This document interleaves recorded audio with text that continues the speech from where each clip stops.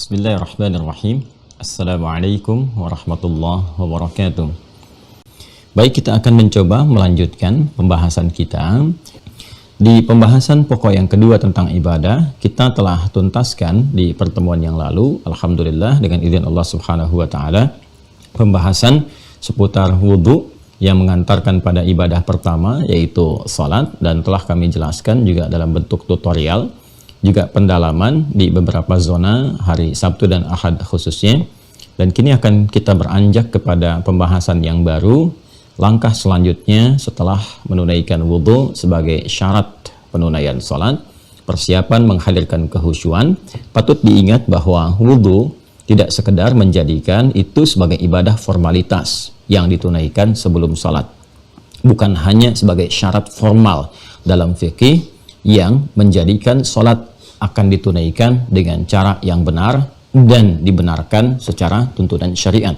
Lebih daripada itu, khusyuk pun dalam wudhu ini bisa berpengaruh kepada satu, gugurnya dosa-dosa yang melekat pada bagian anggota tubuh, khususnya anggota tubuh yang digunakan berinteraksi dalam keseharian.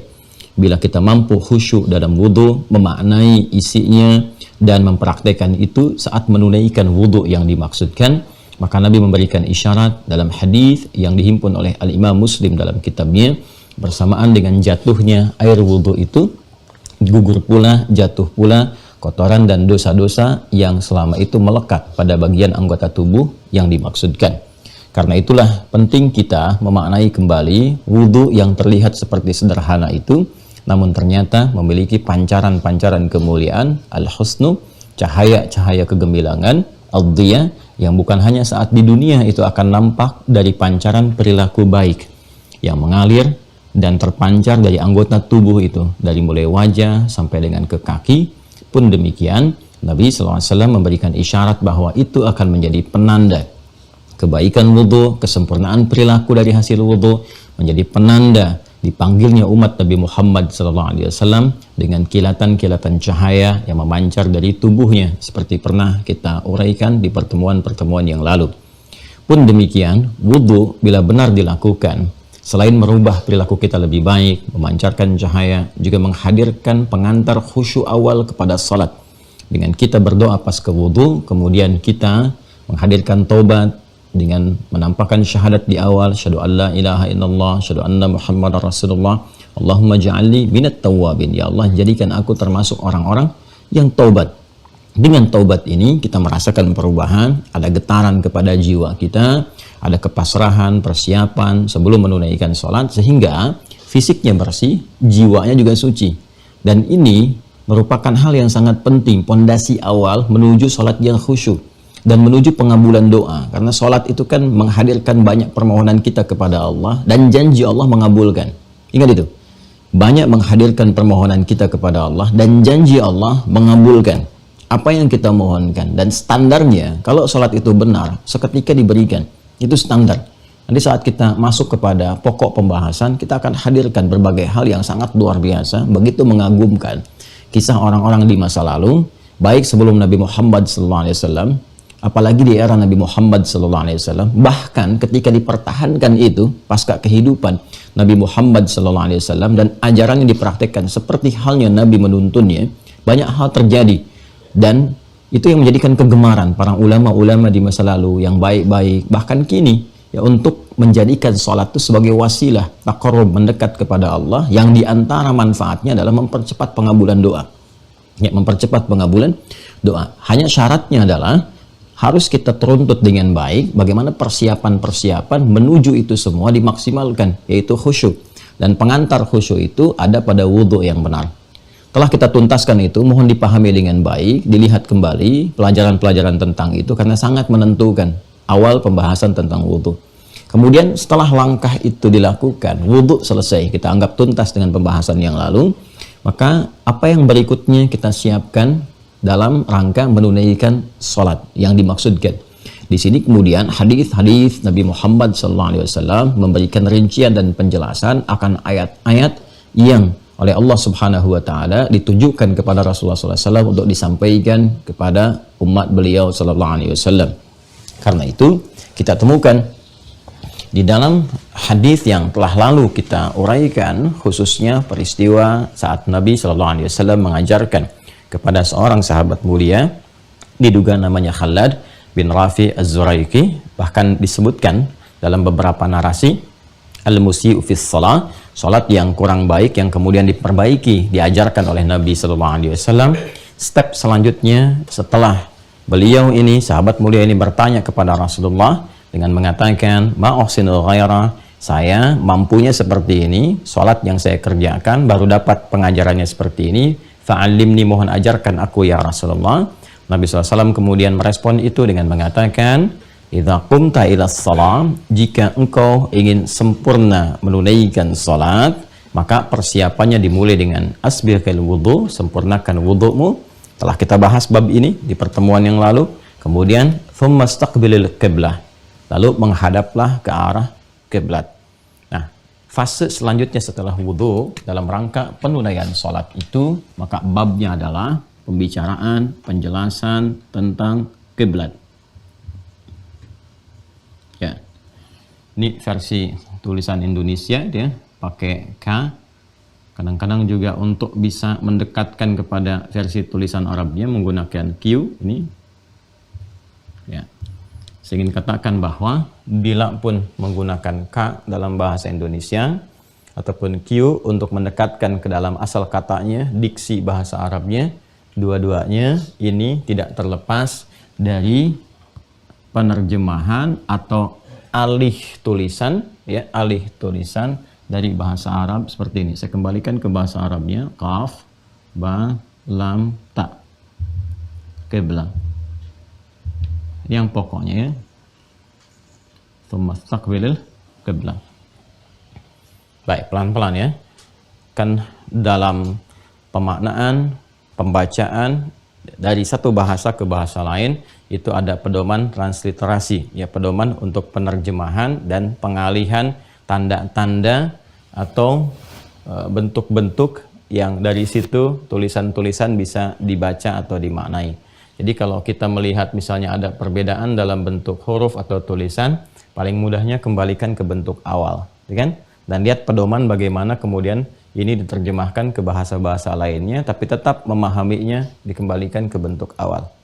Ya, ini kan simbol aja, simbol huruf, simbol tulisan seperti ini. Ya, seperti Allah. Ya, ini kan yang paling sensitif sekali, kan? Hati-hati terkait dengan nama Tuhan kita, Allah Subhanahu wa Ta'ala. Walaupun nanti dalam pedoman transliterasinya dituliskan misalnya ada A, kemudian L, ada yang menuliskan A lagi, kemudian H, dibacanya tetap mengembalikan kepada diksi aslinya, tulisan aslinya dalam bahasa Arab, yaitu Allah. Ingat ya, Allah. Dan sudah, kalau bentuknya seperti itu nggak ada yang lain kecuali menunjuk pada Tuhan yang hak, ya, Allah Subhanahu wa Ta'ala. Jadi mau dibaca dimanapun tetap bacaannya akan seperti itu. Mau diterjemahkan ke dalam bahasa Inggris God misalnya kan, atau bahasa-bahasa yang lainnya, tetap itu terjemahan. Dan kita memiliki satu nama yang pokok, itu keunggulannya, yaitu Allah, Allah, Allah, nggak ada bedanya. Ya, mau di Indonesia disebut dengan Allah, mau di Filipina, mau di Eropa, ya, atau wilayah Asia, Eropa, Amerika, sampai ke Afrika, sampai seluruh dunia pun, bahkan penduduk langit pun menyebutnya dengan nama yang sama, Allah. Jelas ya? Karena itu penting mengembalikan ke asal. Nah, ini yang menjadikan kita akan menurunkan pembahasan ini dari sisi linguistik atau filologisnya, turunan-turunan pembahasan kata ini, sehingga melahirkan makna yang komprehensif. Seperti biasa, para ulama kita sebelum menjelaskan aspek-aspek formal, bahkan dalam ibadah, maka biasanya akan memberikan batas dalam pengertian dulu, sehingga pengertian, definisi yang disampaikan itu bisa dipahami dengan baik dan tidak keluar dari frame pembahasan yang dimaksudkan. Dalam konteks istilah apa itu dikaji, sehingga mencegah hal-hal lain atau ide-ide kreatif, pendapat-pendapat masuk ke dalamnya yang tidak terkait dengan pembahasan. Itu keistimewaan dalam Islam, sehingga ajaran Islam itu terjaga dalam frame yang sifatnya sudah baku, ya, terkait dengan ibadah khususnya.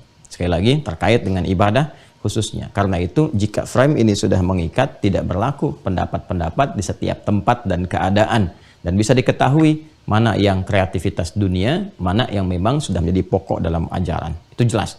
Karena itu di era Nabi sampai sekarang, sholat itu nggak pernah berubah.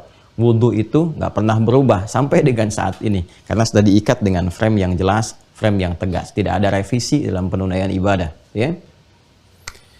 Kita akan bahas dari uraian yang saya sampaikan, satu tentang definisi. Apa itu kiblat? Ya kan? Kemudian yang kedua, terkait juga dengan dalil-dalil, baik dalam Al-Quran, ataupun hadis-hadis Rasulullah SAW yang menguatkan kiblat menjadi pusat atau arah dalam kita beribadah. Ya. Kemudian, kita akan coba kuatkan juga dari aspek sejarahnya yang terkait dengan tempat dan waktu. Tempat dan waktu. Terkait tempat apa, gitu kan? Dan di mana kiblat untuk umat Islam itu berlaku saat menunaikan ibadah. Dalam hal ini sholat, pembahasannya tentang sholat. Waktunya berbicara tentang kapan, ya kan? Kapan itu dijadikan dalam syariat sebagai kiblat untuk beribadah, untuk salat, untuk pembuktian implementasi keimanan dalam rangka menyembah Allah Subhanahu wa taala. Baru yang keempat, kita mencoba untuk membahas tentang cara.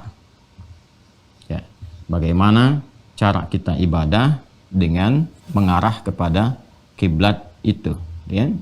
Cara untuk menghadap atau mengarah kepada kiblat. Kemudian yang kelima, ini adalah hikmah. Ya, hikmah adanya kiblat. Hikmah terkait dengan kiblat. Cukup barangkali kita turunkan. Definisi, dalil, sejarah, cara, hikmahnya apa? Sehingga kita mengerti ketika menghadap ke arah kiblat itu yang diinginkan itu. Ya, bukan hanya sebatas aspek formal yang mendukung benarnya penunaian ibadah salat. Sama dengan wudhu yang telah kita uraikan. Ingat, apapun yang akan kita kaji selama kita belajar akan diikat dengan metodologi yang dibatasi oleh Al-Quran. Al-Quran memberikan beberapa misi kepada Rasulullah SAW terkait dengan risalah Islam. Ya, di antara misi-misi itu terkumpul pada 5 bagian. Dan ini menjadi metodologi standar bagi kita umat Islam untuk membahas berbagai hal terkait dengan ibadah dengan mengembalikan pada 5 pokok ini. Itu yang ada di Al-Quran surah ke-2 Al-Baqarah di ayat 151. Kama arsalna fikum rasulam minkum. Sebagaimana telah dengan keagunganku kata Allah, kami utus seorang rasul dari kalangan kalian. Perhatikan kalimatnya. Yatlu alaikum ayatina. Pertama, tugas pokoknya adalah menyampaikan kepada kalian, memahamkan kepada kalian ayat-ayat firman-firman yang Allah sampaikan kepada beliau sallallahu alaihi wasallam sebagai pedoman berkehidupan. Itu yang dimaksud dengan Al-Qur'an. Kemudian wa yuzakkikum, dan menyampaikan, mendidik, membimbing fungsi ayat-ayat itu untuk ditanamkan kepada jiwa sehingga membersihkan keadaan hati itu yang memberikan instruksi kepada seluruh bagian tubuh untuk berekspresi. Jadi bila ayat itu digunakan dengan benar sampai kepada jiwa, dibimbing jiwa itu bersih, maka semua hal yang diinstruksikan oleh hati kita, oleh jiwa kita, baik kefikiran ataupun ke bagian tubuh terluar kita, maka akan terbimbing hal-hal yang baik. Jadi ada sekarang ini istilahnya bagus sekali dalam era kekinian disebut dengan karakter moral. Karakter moral itu segala sifat-sifat kemuliaan yang ada di dalam jiwa. Itu kalau baik karakter moralnya, kejujuran, kesabaran, ketawaduan dan sebagainya, maka dia akan memberikan pancaran kepada akal. Di situ kemudian akal menjadi budi, akal budi yang ini nanti diteruskan jadi instruksi kepada bagian seluruh tubuh kita untuk bersikap, bekerja, berekspresi, menjadi karakter kinerja, karakter sikap. Ya. Ini yang menjadikan banyak orang menulis kata-kata mutiara. ya, jiwa yang tenang melahirkan aktivitas yang cemerlang, jiwa yang bersih melahirkan perilaku yang mulia. Sumbernya semua dari hati, dari jiwa. Wa yuzakkikum wa yu'allimukumul kitab. Kemudian mengajarkan makna-makna, contoh-contoh yang terkait dengan instruksi-instruksi yang Allah sampaikan, pedoman berkehidupan di dalam Al-Quran, baik berupa perintah ataupun larangan. Turun perintah tentang salat, wa aqimus shalah. Nabi menjelaskan, begini caranya, begini prosesnya, seperti ini dimulainya, seperti ini berakhirnya, kan? Wal hikmah, dan hikmahnya. Begini cara berwudu. Makna wudu itu begini. Kalau engkau berhasil wudunya, ini yang kau dapatkan saat di dunia. Ini yang kau raih saat di akhirat. Terkait dengan ibadah, begini makna formalnya. Terkait dengan perilaku hidupmu dan kebersihan jiwamu, begini engkau bisa mendapatinya. Tinggal kita mengecek saja parameternya, apakah setelah wudhu itu bisa mendapatkan dua yang dijanjikan saat di dunia. Bila dua itu bisa diraih, yang di akhirat pun itu tinggal menunggu saat kita berpulang. Dua itu aspek terkait dengan benarnya wudhu yang diantarkan kepada khusyuknya salat. Yang kedua, benarnya wudhu yang mengantarkan pada mulianya perilaku, seperti yang telah kita bahas itu. Jadi, batasan-batasan pembahasan terkait dengan aspek-aspek dalam syariat diikat bukan hanya dengan dalil-dalil terkait ayat, penjelasan dalam hadis, kan? Tapi juga ada hikmah yang harus kita ketahui di samping cara yang telah kita dapati. Kemudian juga wa yu'allimukum ma lam takunu ta'lamun, mengajarkan kepada kalian hal-hal lain yang mungkin kalian belum ketahui. Karena itulah nanti ada dorongan untuk meriset. Ya, apa sih dibalik ibadah ini? Kenapa seperti ini? Kenapa ini membersihkan air liur anjing itu salah satunya menggunakan tanah? Riset. Ada apa? Hal-hal, unsur-unsur di balik tanah yang dimaksudkan. Ya, apakah ada zat-zat tertentu, kandungan tertentu yang bisa mematikan secara langsung misalnya bakteri-bakteri atau kuman-kuman dan semacamnya yang terkandung dalam air liur anjing itu, sehingga dengan unsur tanah yang dimaksudkan dia tidak membahayakan bagian tubuh kita, bisa dimatikan dengan unsur itu sehingga tidak menempel di dalam bagian tubuh yang membahayakan. Kan? Kita riset, jadikan sabun, jadikan macam-macam dan sebagainya. Itu banyak sekali dalam Islam. Nah, ini metodologi yang kita tempuh. Jelaskan dulu dalilnya apa, sejarahnya bagaimana, cara seperti apa, hikmahnya apa.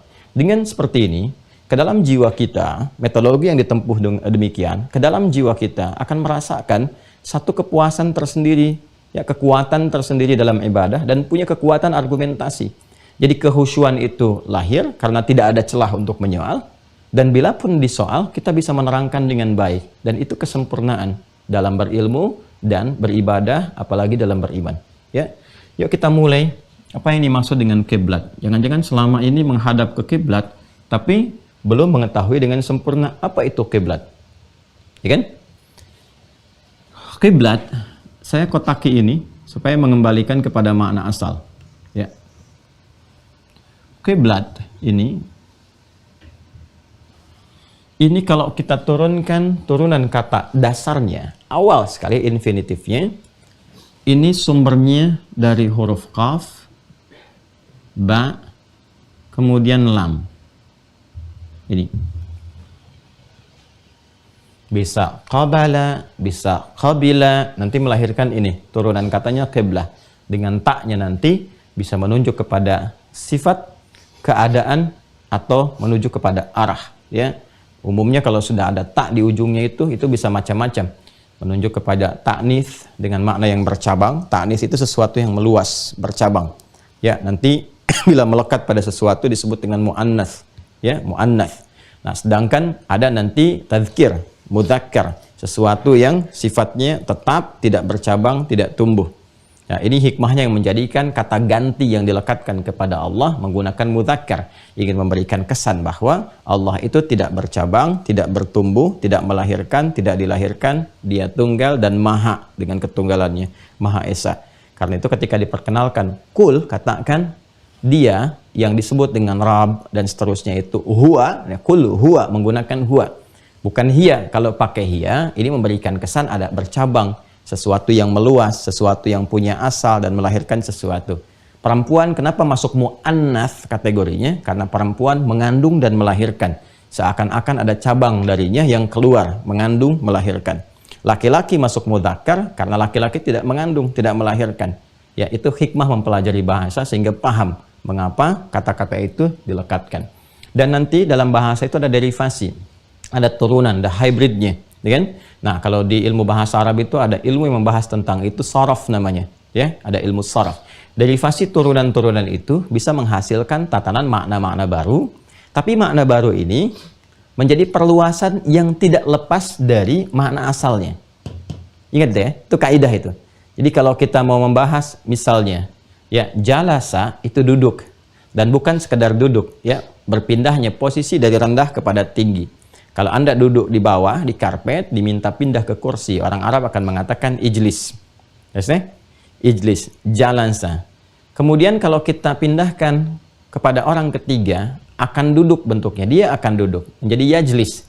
Ya, menunjuk kepada dia, tapi nggak akan keluar dari konteks duduk, berpindah dari tempat yang rendah ke tinggi. Kalau kita bicara turunannya lagi, disebut majlis. Majlis itu tempatnya. Tapi bukan sekedar tempat, ya. Selalu terkait dengan konteks asal tadi, jalasa tadi. Tempat yang menjadikan seseorang itu terangkat posisinya dari rendah menjadi tinggi. Karena itu ilmu tempatnya menggunakan majlis, majlis ilmu, majlis ta'lim. Kenapa? Karena dengan ilmu yang dipelajari di situ akan mengangkat derajat kita dari posisi ilmu yang rendah kepada posisi ilmu yang tinggi, sehingga tempat kita, makom kita terangkat, ya, dan dimuliakan oleh Allah melebihi yang sebelumnya. Itu diantara pemaknaannya. Itu pentingnya belajar ilmu saraf, juga turunan-turunan ilmu bahasa untuk memberikan pemaknaan yang dalam. Ya, jadi nanti saraf terkait dengan derivasinya, ilmu bahasa yang lain seperti balaghah misalnya, dalamnya ada ma'ani. Ya, di ma'ani itu kita akan dijelaskan tentang bagaimana kata-kata itu memberikan kesan pada sebuah makna. Ketika dijelaskan menjadi bayan, ketika dihiasi menjadi badi'. Nanti beberapa hal terkait itu mungkin secara spesifik bila bidangnya ada, itu bisa dikaji. Qabala, qabila, ini maknanya banyak. Ya, saya juga sudah mengecek ya di kamus bahasa Arab tentang makna-makna ini. Bisa menunjuk kepada al-ittijah nahwa syai', kepada arah. Ya. Al-ittijah, ya, nahwa syai'.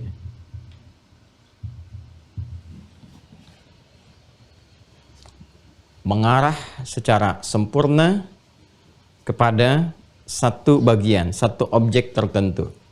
Ya, satu objek tertentu. Mengarah dengan sempurna, seutuhnya. Bagian depan kita itu mengarah secara sempurna. Ya, jadi kalau sudah disebutkan dengan nama turunan daripada ini, artinya menunjuk kepada arah, tapi bukan hanya sekedar menunjuk. Ya, tapi menghadap secara sempurna. Jelas ya? Nah, nanti kalau kita turunkan terkait pembahasan, kita akan detilkan saat memasuki detil penjelasan tentang kiblatnya. Ini makna yang pertama. Kedua, asra'a fil syai', al-isra' fil syai'. Al-isra' fil syai' atau fil makan. Al-isra' fil syai'.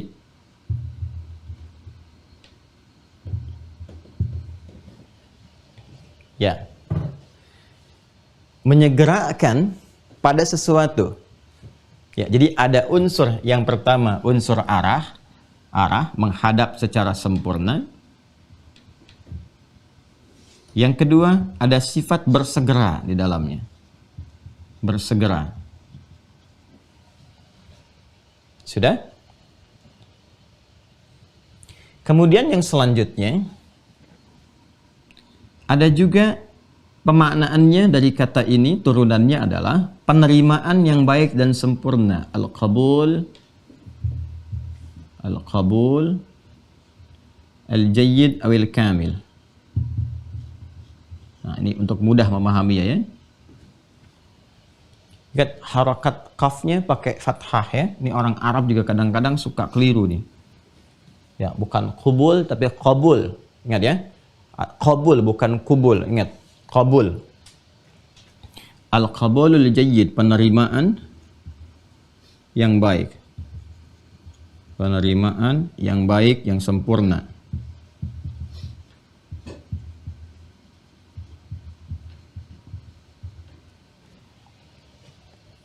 Sudah? Baik. Ini juga nanti metafornya ya. Dari sini nanti ada metafor. Ya, metafornya bisa menunjuk kepada sesuatu yang dekat yang melahirkan kasih. Ya, sesuatu yang dekat yang melahirkan kasih. Ya, bahasa Arabnya al-qaribun natij ya ila rahmah. Sesuatu yang dekat yang melahirkan kasih. Makanya dari kata ini nanti ada semacam qabula, ada qublah. Jadi ada qiblah, ada qublah. Qublah itu beda. Qublah itu kecupan namanya. Ya, biasanya kalau seorang suami mengecup kening istrinya misalnya, atau orang tua mengecup kening anak-anaknya, itu bahasa Arabnya qublah namanya. Ya, qublah. Nah, dengan kecupan itu bukankah menghadirkan kedekatan yang dengan itu menunjukkan sifat sayang, ya kan? Nah, jadi ada kesan metafor di sini juga nanti, turunan kata ini memberikan kesan metafor yang memberikan makna suasana yang dekat, ya, yang melahirkan rahmat, ya, kasih sayang. Awas, ini dalam sekali ya kajiannya.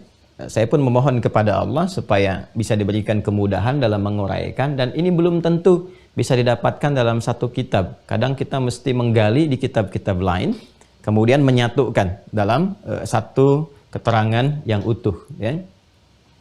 Baik, pelan-pelan teman-teman sekalian, turunan-turunan ini, semua ini tercakup dalam ini.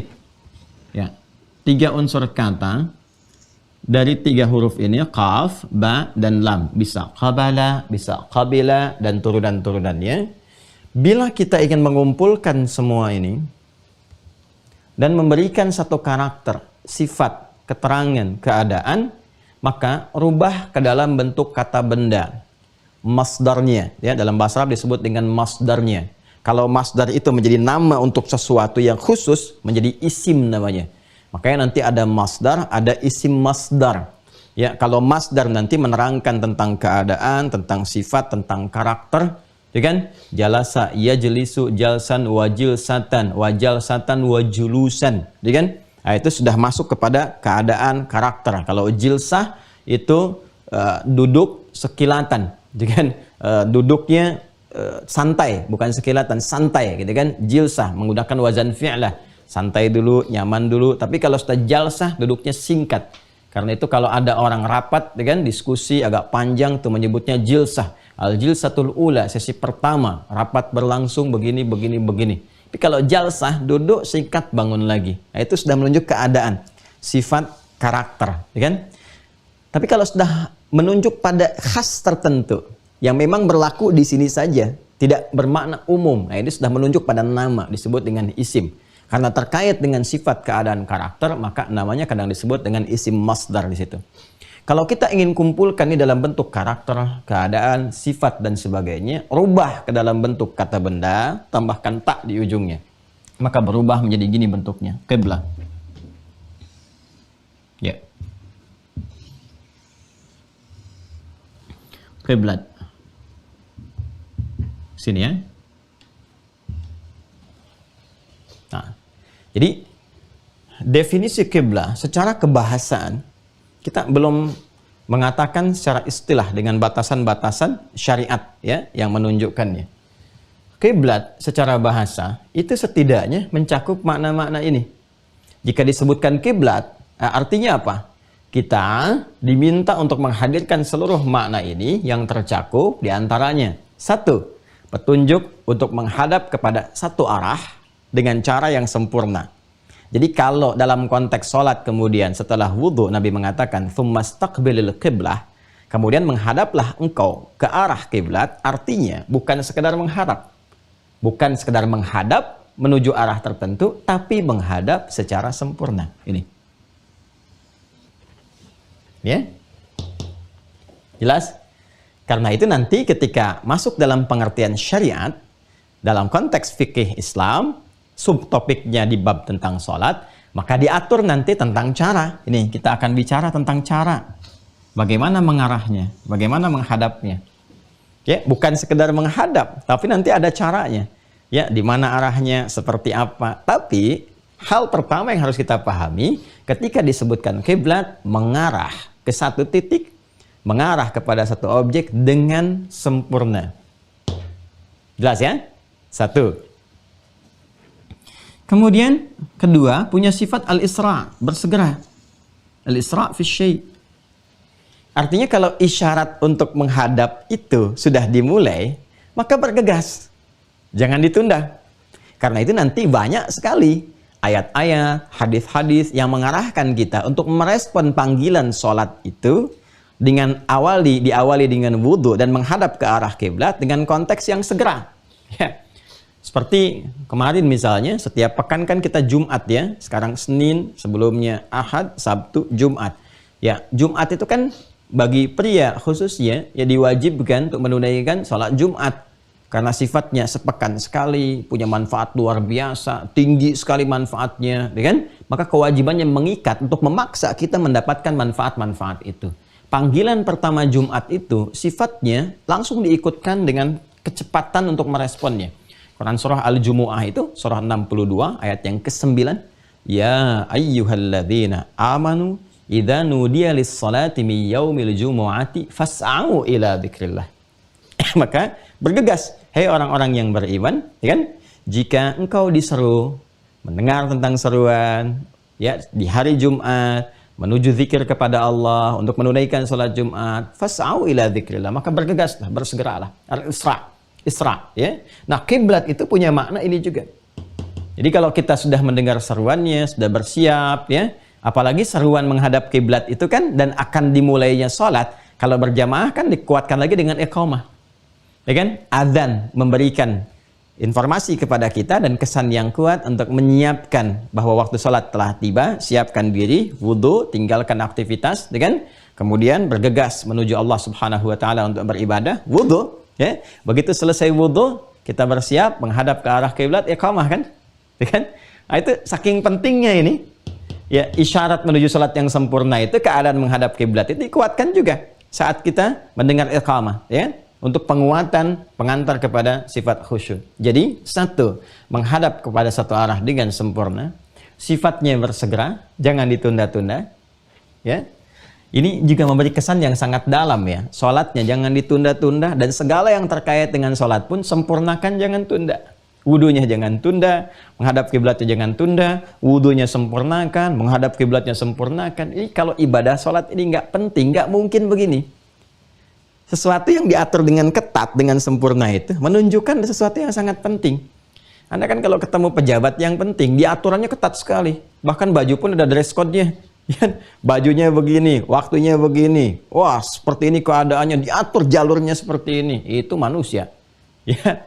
Ya, dan kadang-kadang yang seperti itu juga kepentingannya tidak kita rasakan. Setelah kemudian mendapati pertemuannya, apakah mungkin solusi didapatkan? Mengajukan, didengar, tapi belum tentu dipenuhi. Ya kan?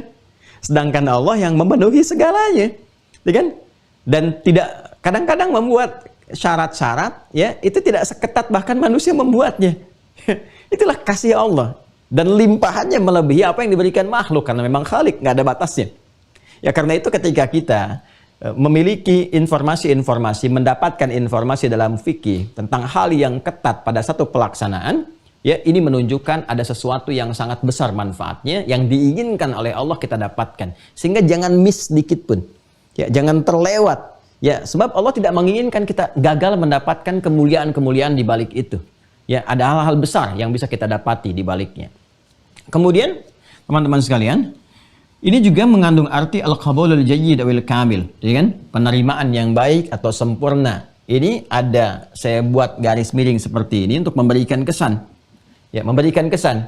Sebaik apa kita mencoba untuk mengoptimalkan menghadap ke arah kiblat itu, ya kan? Dengan sempurna itu, dengan sesegera itu, sesuai dengan kadar kesungguhan kita, sesuai dengan kadar keseriusan kita, seperti itulah kemudian Allah akan menerima usaha kita. Kalau yang biasa-biasa baik, ya diberikan sesuai kadarnya baik. Dan kalau dia kemudian sungguh-sungguh, serius, mencoba menyempurnakan, Allah berikan juga yang sempurna, sesuai dengan kadar usahanya. Okay? Dan yang terakhir, kata ini juga melahirkan turunan nanti. Ya, turunan-turunannya bisa diambil secara metafor, seperti apa yang saya sampaikan. Ya kan? Orang yang mampu menghadap kiblat dengan baik dan, nah ini dia, menerjemahkan, mentransformasikan, membawa maknanya secara metafor dalam kehidupannya. Artinya apa? mengarahkan semua segala hal dalam kehidupannya hanya tertuju kepada satu arah saja, ke kiblat. Ya, metafornya adalah menunjukkan semuanya itu ditujukan lillah saja, untuk Allah Subhanahu wa taala yang tidak punya batas dalam segala hal, termasuk melampaui segala yang kita batasi, ya, baik arah, tempat dan sebagainya.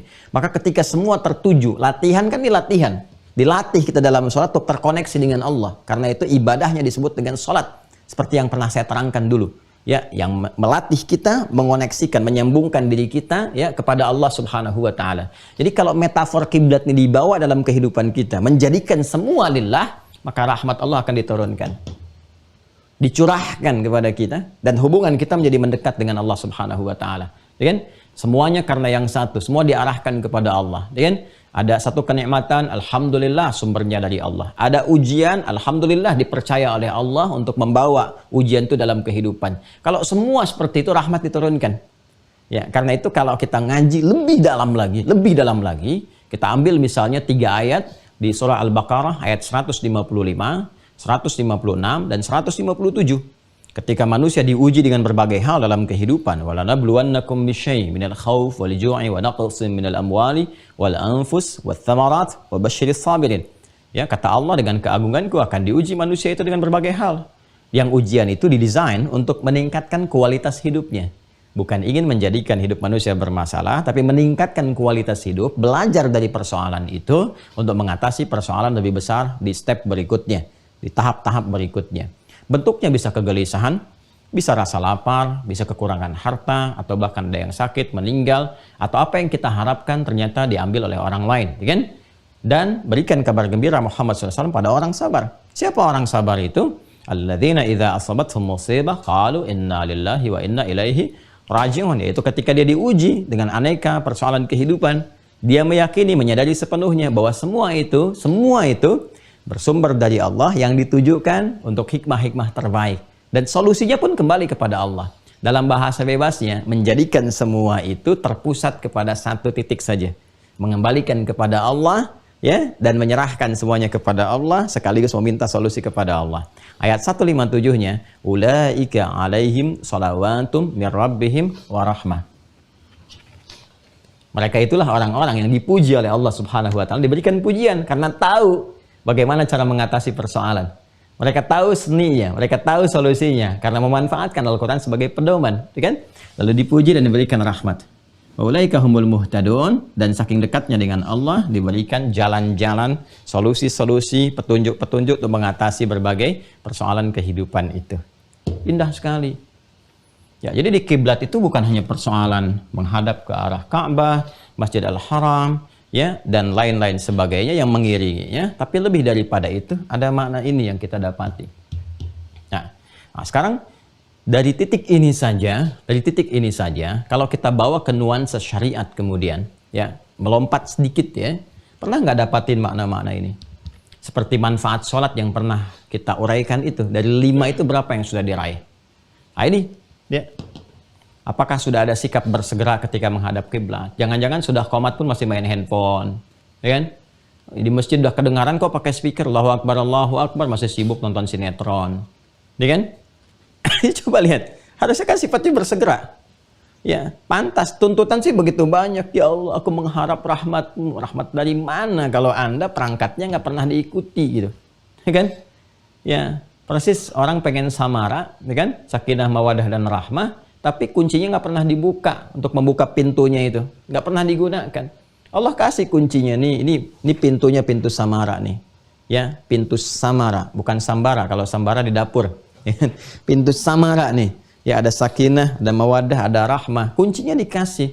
Ayatnya kan jelas, wa min ayatihi, ada ayat-ayatnya, ya, ada tanda-tandanya, ada jalannya. Quran surah 30 itu kan, ayat 21. Ya, jadi rahmat diinginkan di rumah tangga ada caranya. Rahmat dalam kehidupan ada caranya.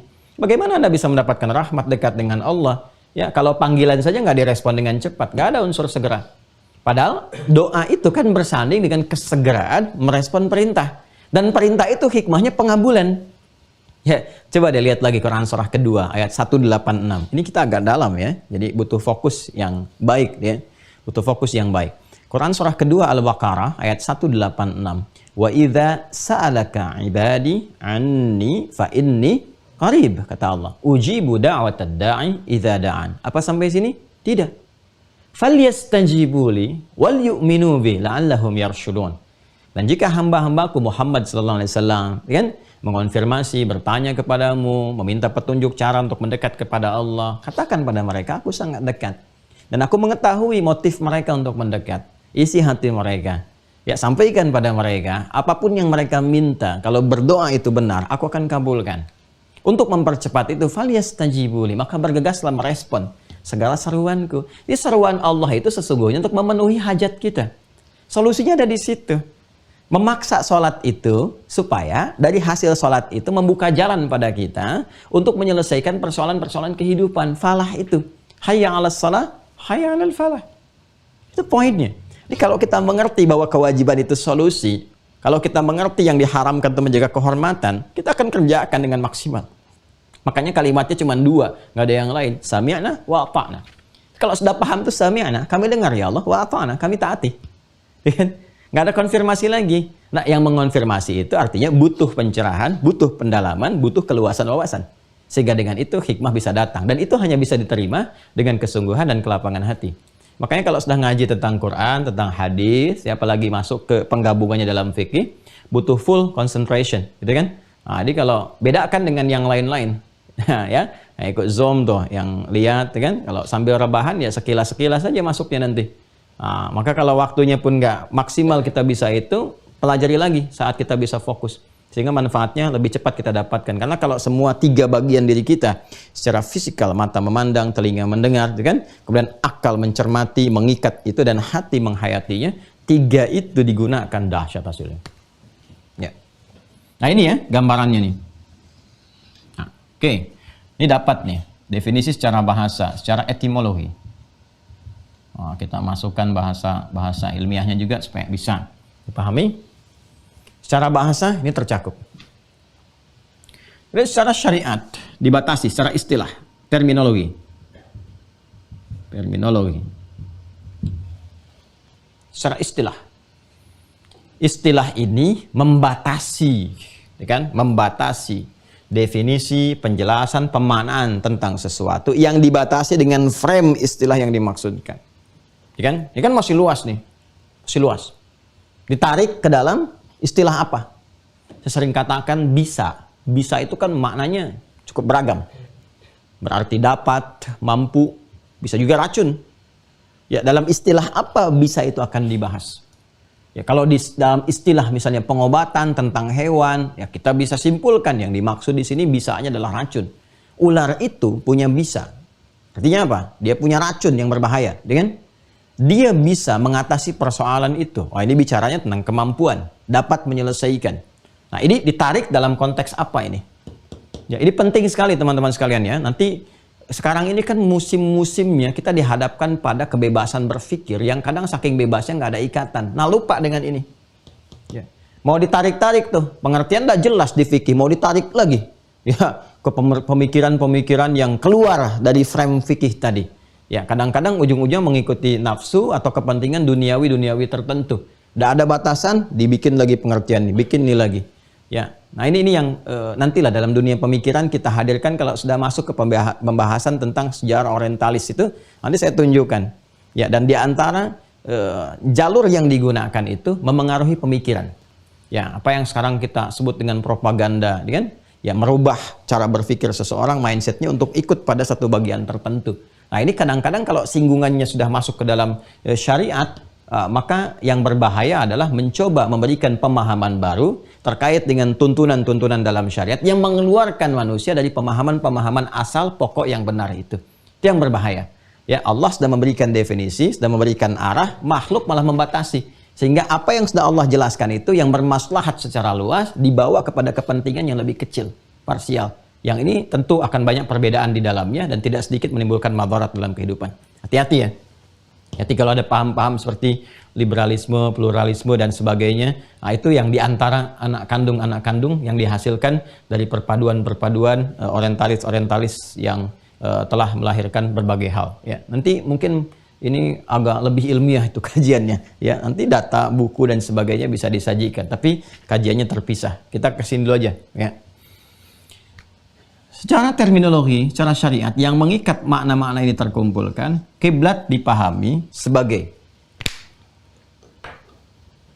arah, ya, sebagai arah yang menjadikan pusat ibadah, saya ulangi, yang menjadikan pusat ibadah dalam kurung salat tertuju, sebagai arah yang menjadikan pusat ibadah dalam kurung salat tertuju. Pelan-pelan. Sudah? Arah yang menjadikan pusat ibadah tertuju berupa Ka'bah di Masjid Al-Haram, berupa Ka'bah di Masjid Al-Haram, berupa Ka'bah di Masjid Al-Haram. Artinya, kalau bicara Ka'bah itu bicara arah yang menyatukan kita untuk ibadah, pusat yang menyatukan kita, arahnya. Sudah? Berupa Ka'bah di Masjidil Haram,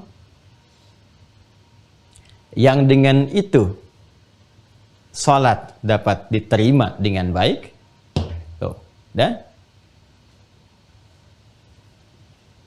Yang dengan itu salat dapat diterima dengan baik dan melahirkan kedekatan dan rahmat dari Allah Subhanahu wa taala, dan melahirkan kedekatan dan rahmat dari Allah Subhanahu wa taala. Ini kalau kita mau masukkan definisi secara terminologi yang mengandung sifat-sifat yang dimaksudkan. Jelas ya? Jadi kalau kita masukkan ini kepada pengertian ibadah terkait dengan sholat, maka terbatasi. Kalau sudah disebutkan kiblat, maka yang dimaksudkan adalah Ka'bah al-Masjid Al-Haram. Ya, Ka'bah al-Masjid Al-Haram. Nanti kalau di Masjid Al-Haram berarti pas ke arah Ka'bahnya. Kalau di luar itu nanti minimal bisa mengarahnya ke area Masjid Al-Haram atau Al-Haramnya. Nanti bicara nanti kalau sudah masuk ke situ, ya. Sudah ya, teman-teman sekalian?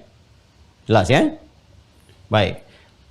Kemudian ini jarang ya kita dapatkan definisi seperti ini. Taunya kan menghadap ke arah kiblat, ke Ka'bah, ke Mekah ya. Sampai di sajadah pun kan dibuat semacam petunjuknya, arahnya, kompasnya gitu kan, yang mengarahkan tuh. Kadang-kadang dibuat satu miniasinya untuk menunjukkan petunjuk ke arah kiblatnya. Itu memberikan gambaran ini. Tapi tadi saya ikutkan kesan-kesan ini supaya dipahami bahwa dengan menghadap ke situ, maka kita mendapatkan penerimaan yang sempurna, ya, apalagi bila diikuti dengan sifat yang bersegera, dan dengan itu bisa diraih kedekatan dan rahmat dari Allah Subhanahu wa ta'ala. Makanya kalau orang menghadap kiblatnya itu benar, ya beda rasa yang didapatkan dalam sholatnya, kan, kehusyuan yang diraihnya. Kemudian dari situ muncul percikan dan curahan-curahan kemuliaan lewat apa yang disampaikan dari perluasan rahmat tadi. Baik ya? Nah, jadi kalau kita mau batasi, kalau sudah disebutkan kiblat, berarti kita turunkan ke sini menjadi Ka'bah. Ya. Sudah. Adanya di Masjidil Haram areanya. Udah? Itu ya. Nah, ini kiblat. Batasannya ini. Baik. Ya, sekarang kita bicara tentang dalil ini. Bicara tentang dalil. Udah ya, pelan-pelan. Nah, teman-teman sekalian, berbicara tentang dalil, kita akan coba turunkan perintah Allah Subhanahu wa ta'ala yang meminta kita untuk mengarahkan seluruh aspek yang terkait dengan sholat itu pada satu titik, ya, yang tadi kita sebut dengan kiblat itu, ke arah Ka'bah atau Masjid Al-Haram. Kita temukan ini di Quran. Ini harus ada landasan ya, karena sifatnya ibadah. Masih ingat dulu dasarnya mesti ada dalil. Ya, karena ibadah itu keterkaitan kita dengan penyembahan kepada Tuhan, kepada Allah. Kalau sudah terkait penyembahan kepada Tuhan, maka kita harus bertanya kepada Tuhan, kepada Allah Subhanahu wa taala. Ya, Tuhan yang menentukan. Kan aneh menyembah kepada Tuhan tapi manusia yang menentukan gitu kan? Kan tidak tepat. Manusia diperintahkan itu rasul untuk menerangkan. Tapi harus bersumber dari Tuhan sendiri seperti apa harus melakukannya, gitu kan? Nah, maka di kita itu sangat lengkap sekali. Allahnya langsung menyampaikan Tuhannya. Ya, seperti ini. Nah, cara ketika kita mendapati keterangan itu, semua keterangan yang terkait dengan firman-firman Allah dalam Al-Quran dan penjelasan Nabi yang menerangkan itu disebut dalil secara lengkapnya. Ya, dalilnya apa? Kita temukan di Al-Quran, surah kedua Al-Baqarah, dari ayat 143 khususnya, sampai 144. Ya, sampai 144. Kita buka yang ini dulu, ayat 144. Kita buka ayat 144 dulu. Qad nara taqalluba wajhika fis sama' falanuwalliyannaka qiblatan tardaha. Disebutkan kiblat di situ ya. Falanuwalliyannaha qiblatan tardaha. Ada kiblat. Kata kiblat di situ ada. Fawalli wajhaka syatral masjidil haram. Nah, temukan kalimatnya. Maka hadapkanlah. Sudah ada kata wajah tuh. Wajah. Nih, wajah itu menghadap dengan sempurna. Karena itu ketika kita sholat, kan di antara doa iftitahnya dari 9 itu ada kata apa? Wajah tuh. Kata Al-Quran, fawalli wajhaka. Kita jawab dari petunjuk Nabi, wajah tuh. Nah, saya hadapkan diriku sepenuhnya. Itu. Semua terkait. Nggak ada yang nggak terkait di Islam itu. Semuanya terkait. Jadi begitu Quran perintahkan, kita merespon. Saat merespon, itu pun diajarkan oleh Nabi. Caranya. Kata Al-Quran, fawalli wajhaka syatral masjidil haram. Kemudian kita sholat, kita katakan wajah tuh. Aku hadapkan diriku sepenuhnya. Ya, atas perintah Allah, gitu kan? Kepada yang Allah perintahkan. Dan puncak itu secara metafornya kan apa? Secara metafornya mengarahkan semua lillah karena Allah Subhanahu wa taala. Makanya saat kita mengatakan wajhtu wajhiya lilladzi fataras samawati wal ard. Ya kan? Ya, bukan karena Ka'bahnya, bukan karena bendanya, ya, karena perintah Allahnya. Perintah Allah yang telah menciptakan semesta ini. Makanya mau diperintahkan kemanapun kita ikuti. Ya, karena itu spirit dari Ka'bah ini sesungguhnya bukan tempatnya. Di Islam itu tidak ada pengkultusan terhadap tempat, tidak. Ya, tapi kemuliaan tempat itu menunjukkan pada kemuliaan perintah untuk memuliakannya. Itu. Ya, bahkan dalam ibadah pun.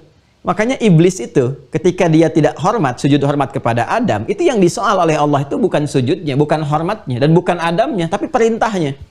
Ya, masih ingat kan di Quran surah ke-7 itu Al-A'raf di ayat ke-12 ya sampai 13-nya itu ketika Allah berfirman, "Ma mana'aka alla tasjuda idz amartuk."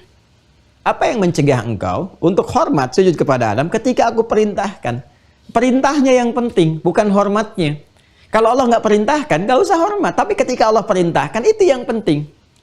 Jelas ya? Ya, sama persis. Ini jangan dipahami Ka'bah itu sebagai Tuhan. Ya, bukan. Ya, itu sebagai dari pancaran. Ya, pancaran perintah yang Allah berikan kepada kita. Ya kan? Gambarannya ada di situ. Ya, jadi kita itu menghadap ke arah kiblat, ke arah Ka'bah, bukan menyembah Ka'bahnya, awas hati-hati. Ya, tapi menaati perintah yang Allah berikan kepada kita. Allah yang kita sembah. Makanya ketika kita mengatakan wajhtu wajhiya, bukan lil Ka'bah disebutkannya, lilladzi fataras samawati wal ard, yang mencipta semuanya ini. Ya, seakan kita mengatakan begini, ya Allah, jangankan kepada Ka'bah aku hadapkan, semua apapun yang kau perintahkan aku kerjakan sampai aku wafat. Makanya kita katakan inna salati, sungguh salatku, ya, wa nusuki, semua ibadahku, wa mahyaya, bahkan seluruh gerak hidupku, wa mamati, bahkan wafat pun, kalau saat ini pun aku wafat, lillah, karenamu ya Allah. Itu Anda nggak akan temukan tuh di berbagai macam keyakinan manapun hal-hal yang tadi kita sebutkan itu. Konsepsinya jelas. Qurannya ada, kaitan hadisnya, maknanya, filosofinya, dan sebagainya. Disalah kalau memahami misalnya Ka'bah itu sebagai tempat kita untuk bersujud, sholat, ruku, dan dipersepsikan sebagai Tuhan. Sehingga ada kesan bahwa Tuhannya orang Islam itu, Allahnya bentuknya Ka'bah itu keliru. Ya, totally wrong. Sesuatu yang salah, perspektif yang sangat keliru. Ingat ya, tadi dasar apa yang kita sampaikan. Nah, dan yang paling menarik, Bukti dalam Islam tidak ada pengkultusan kepada satu tempat tertentu, tapi kemuliaan, memuliakan tempat itu ada. Ingat ya, pengkultusan itu mengangkat kemuliaan sesuatu melebihi porsi yang telah ditetapkan untuknya. Ya, alih-alih kita memuliakan, naikkan jadi status Tuhan. Nah, itu nggak boleh. Ya kan? Memuliakan iya, tapi mengkultuskan, mentakdiskan, ya menjadikan porsinya naik di atas itu yang dilarang. Jelas ya? Nah, buktinya apa? Salah satunya bahkan ketika tidak mengetahui ke arah Ka'bah pun, ya kan? Itu kita diperintahkan oleh Allah Subhanahu wa taala untuk menghadap sesuai dengan apa yang kita yakini. Ya, kita berusaha ikhtiar mencari. Nggak tahu nih, ada petunjuk. Kadang kan mudah di alam dilihat matahari. Apalagi di Indonesia tuh Masya Allah enak sekali. Ya umumnya arah Ka'bah kan ke arah barat tuh. Ya matahari terbit dari mana? Dari timur, tinggal dilihat lawan arahnya. Saya kalau ke ruang terbuka, kan kalau sekarang enak kan? Ya tinggal di handphone buka, ada kompasnya, arahkan, sekian derajat ketemu deh. Kan ukurannya. Kalau kadang-kadang kan kita nggak bawa itu semua, nggak tahu, tinggal lihat aja ukuran matahari ada di mana nih, terbit dari arah mana, terbenam kemana, lebih gampang. Tapi kalau malam kita nggak bisa bedakan misalnya, kan? Atau kondisi tertentu yang belum kita dapatkan, maka turun Quran surah kedua Al-Baqarah ayat 115. Quran surah 2 Al-Baqarah ayat 115. Walillahil masyriqu wal maghrib fa aynama tuwallu fa thamma wajhullah. Lihat bacanya. Ya. Walillahil masyriq wal maghrib. Masyriq wal maghrib, timur dan barat, semua arah itu milik Allah. Semuanya. Karena Allah penciptanya. Ya, walaupun dalam keadaan engkau tak mampu mendapati, sulit dan sebagainya, ambil yang paling yakin menurut ikhtiarmu. Cari. Wah ini, saya duga ini gitu kan. Silahkan kau menghadap. Fathamma wajhullah. Lihat cara bacanya.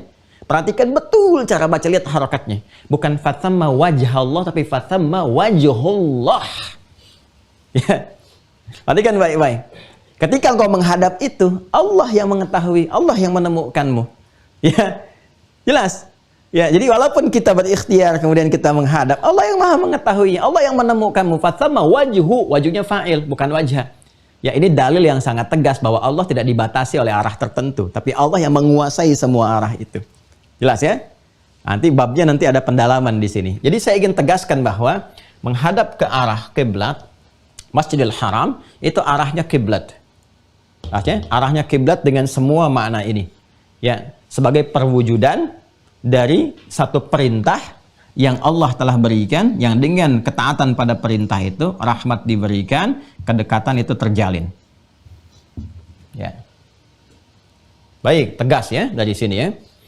Nah, karena itu di kita itu nggak ada misalnya kalau berdoa ya Ka'bahnya harus dibawa, sholat misalnya Ka'bahnya harus di depan mihrab. Tidak demikian.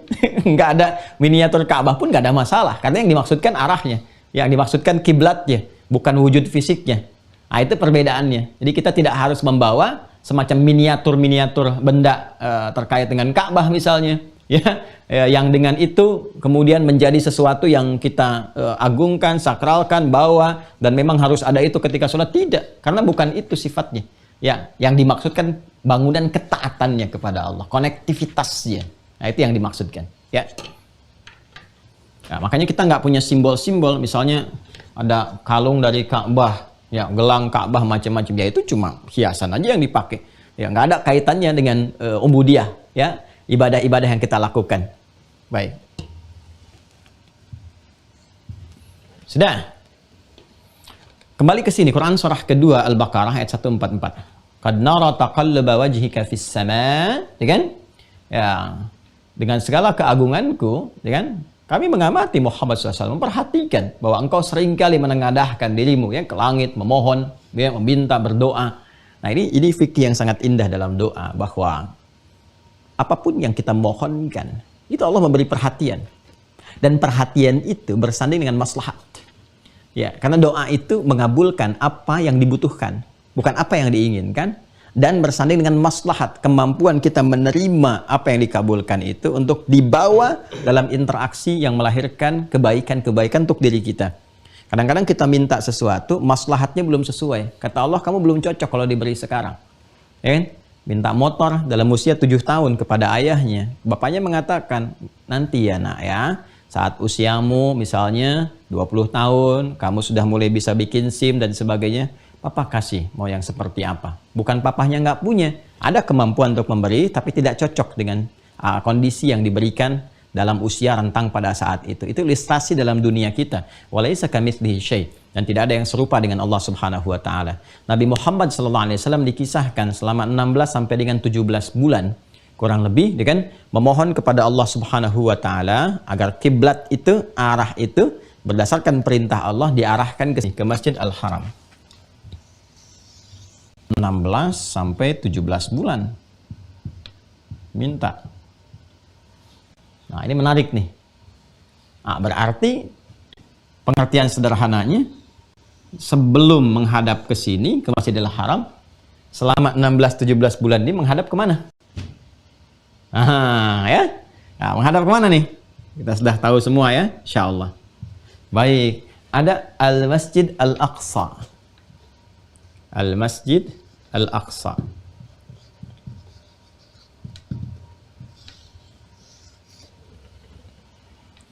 Tahan, lompat sedikit. Wah, ini alurnya, wah ini kalau dibuat satu gambaran ya, dalam alur tulisan yang bagus, itu Masya Allah, ini jadi satu hal yang sangat menarik sekali nih. Sangat menarik sekali. Teman-teman sekalian, masih ingat peristiwa Isra Mi'raj? Masih ingat gak? Ya kan? Yang sering kita dapatkan dari guru-guru kita dan sebagainya, bahkan kita baca dalam Al-Quran, di surahnya langsung, surah ke-17. Ayat 1 itu.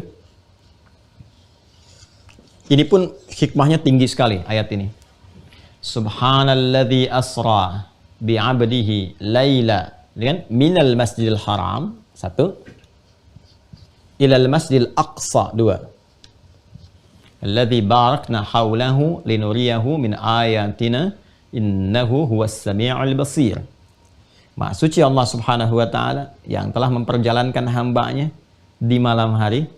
Ya, kalimatnya asra bukan sara. Kalau asra memperjalankan, berarti kekuatan perjalanan Nabi itu diperoleh dari Allah Subhanahu wa taala.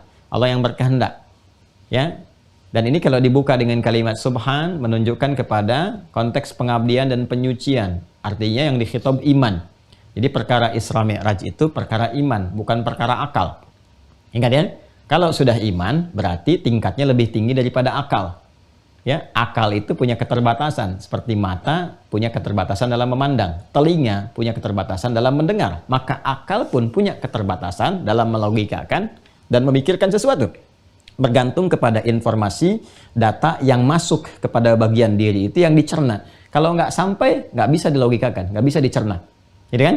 Nah, maka di sini yang dikhitab iman. Iman lebih tinggi daripada akal. Iman itu terkait dengan keputusan Allah. Kalau Allah berkehendak, bisa melewati, melampaui hal-hal yang dilogikakan oleh akal. Akal mengatakan hubungan sebab akibat, kausalitas. Ada anak karena ada orang tua. Ada bapak, ada ibu, ada anak. Dari hubungan biologis itu menghasilkan anak. Tapi kalau Allah berkehendak perkara iman, akal nggak bisa menjangkau. Ya kan? Udah, nggak ada bapak, laki-lakinya nggak ada yang memengaruhi. Ibu bisa mengandung.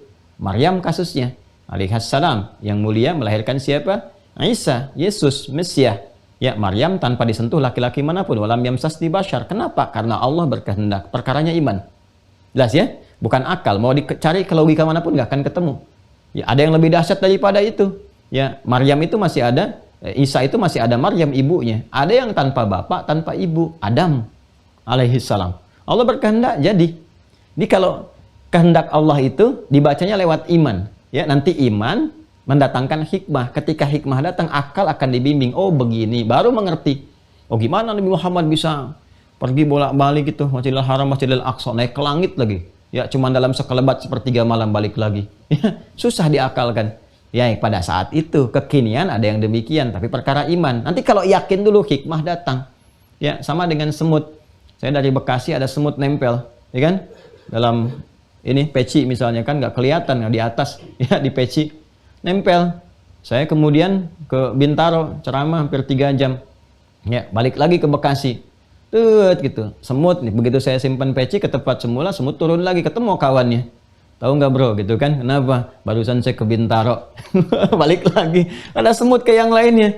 Wah, nggak mungkin lah. Masa kamu ke Bintaro cuma dalam 3 jam, itu kan bolak-balik ke sini. Ya, Bagi semut yang satu, dia akan menganggap nggak mungkin. Kenapa? Semut. Dia nggak tahu kalau barusan semut tadi nempel di peci, ikut saya pakai mobil.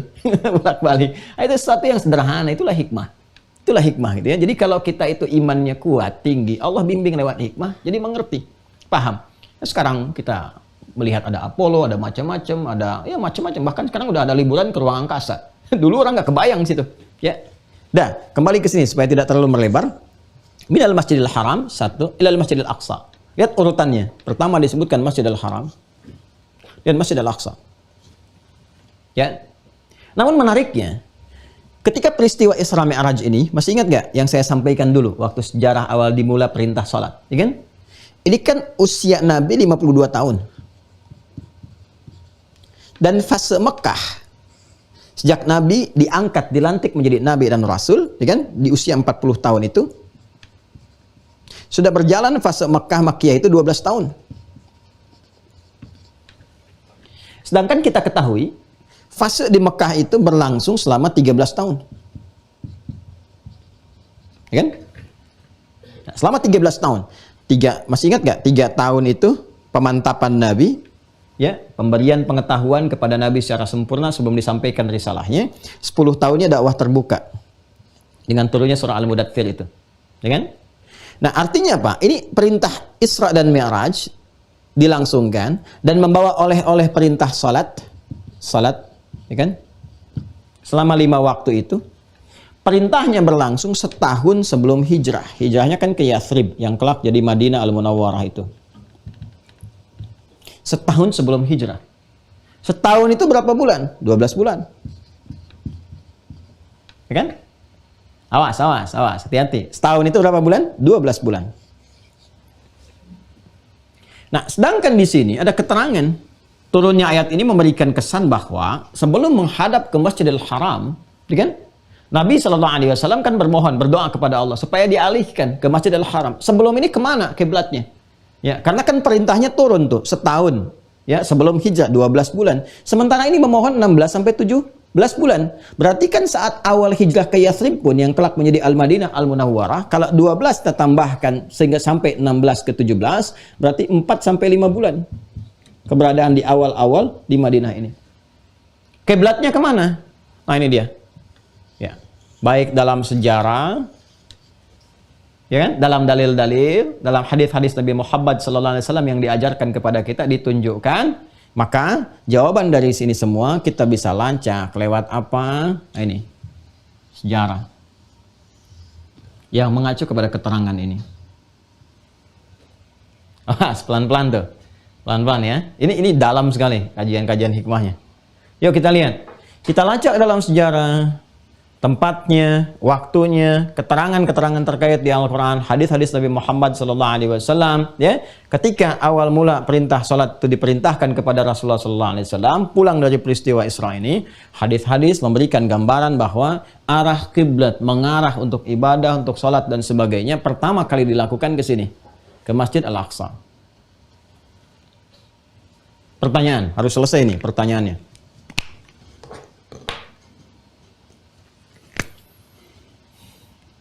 Ini Masjidil Haram Ka'bah. Secara tempat, ada di mana tempatnya? Satu, kita bicara tempatnya di mana. Oke, baik. Dua, tadi terkait dengan waktu untuk menunaikan ibadah itu. Durasinya, sebagian sudah terjawab. Yang ketiga, mengapa? Pertanyaannya. Mengapa? Ini kan tempatnya di mana, waktunya kapan, kan? Di mana, kapan, mengapa? Awal mula kiblat itu ke Masjidil Aqsa, selanjutnya ke Masjidil Haram. Kenapa tidak langsung saja ke Masjidil Haram? Ya kan? Harus ke Masjidil Aqsa dulu, baru ke Masjidil Haram. Mengapa? Nah, untuk menjawab ini, teman-teman sekalian, yuk kita gali dulu dari segi sejarah ini.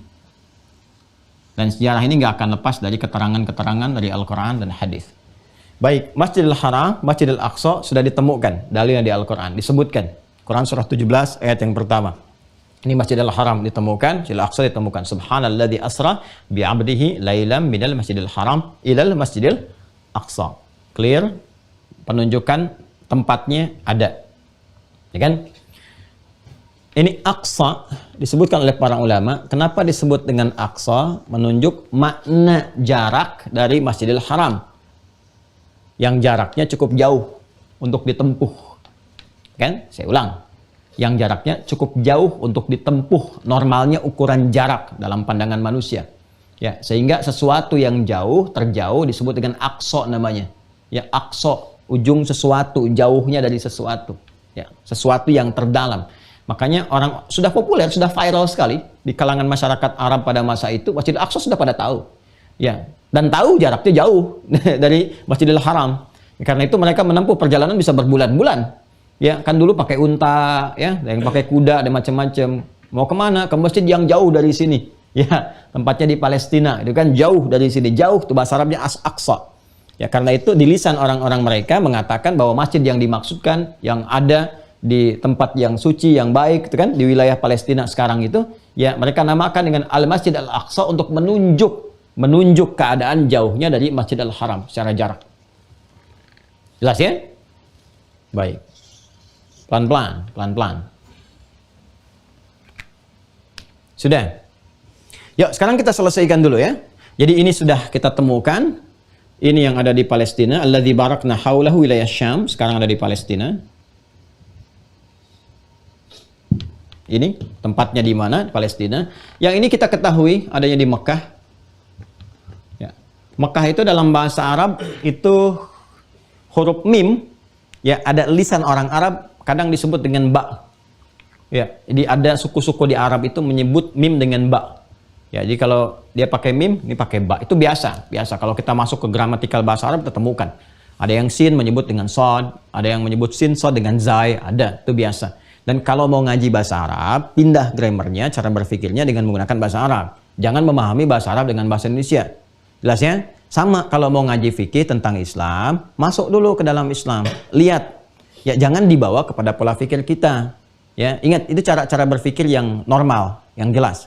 Nah, sekarang, apa pentingnya saya katakan ini? Jadi kalau Anda misalnya mendengar Mekah, ya Makkah itu kan harokatnya sebetulnya orang Indonesia yang pakai E.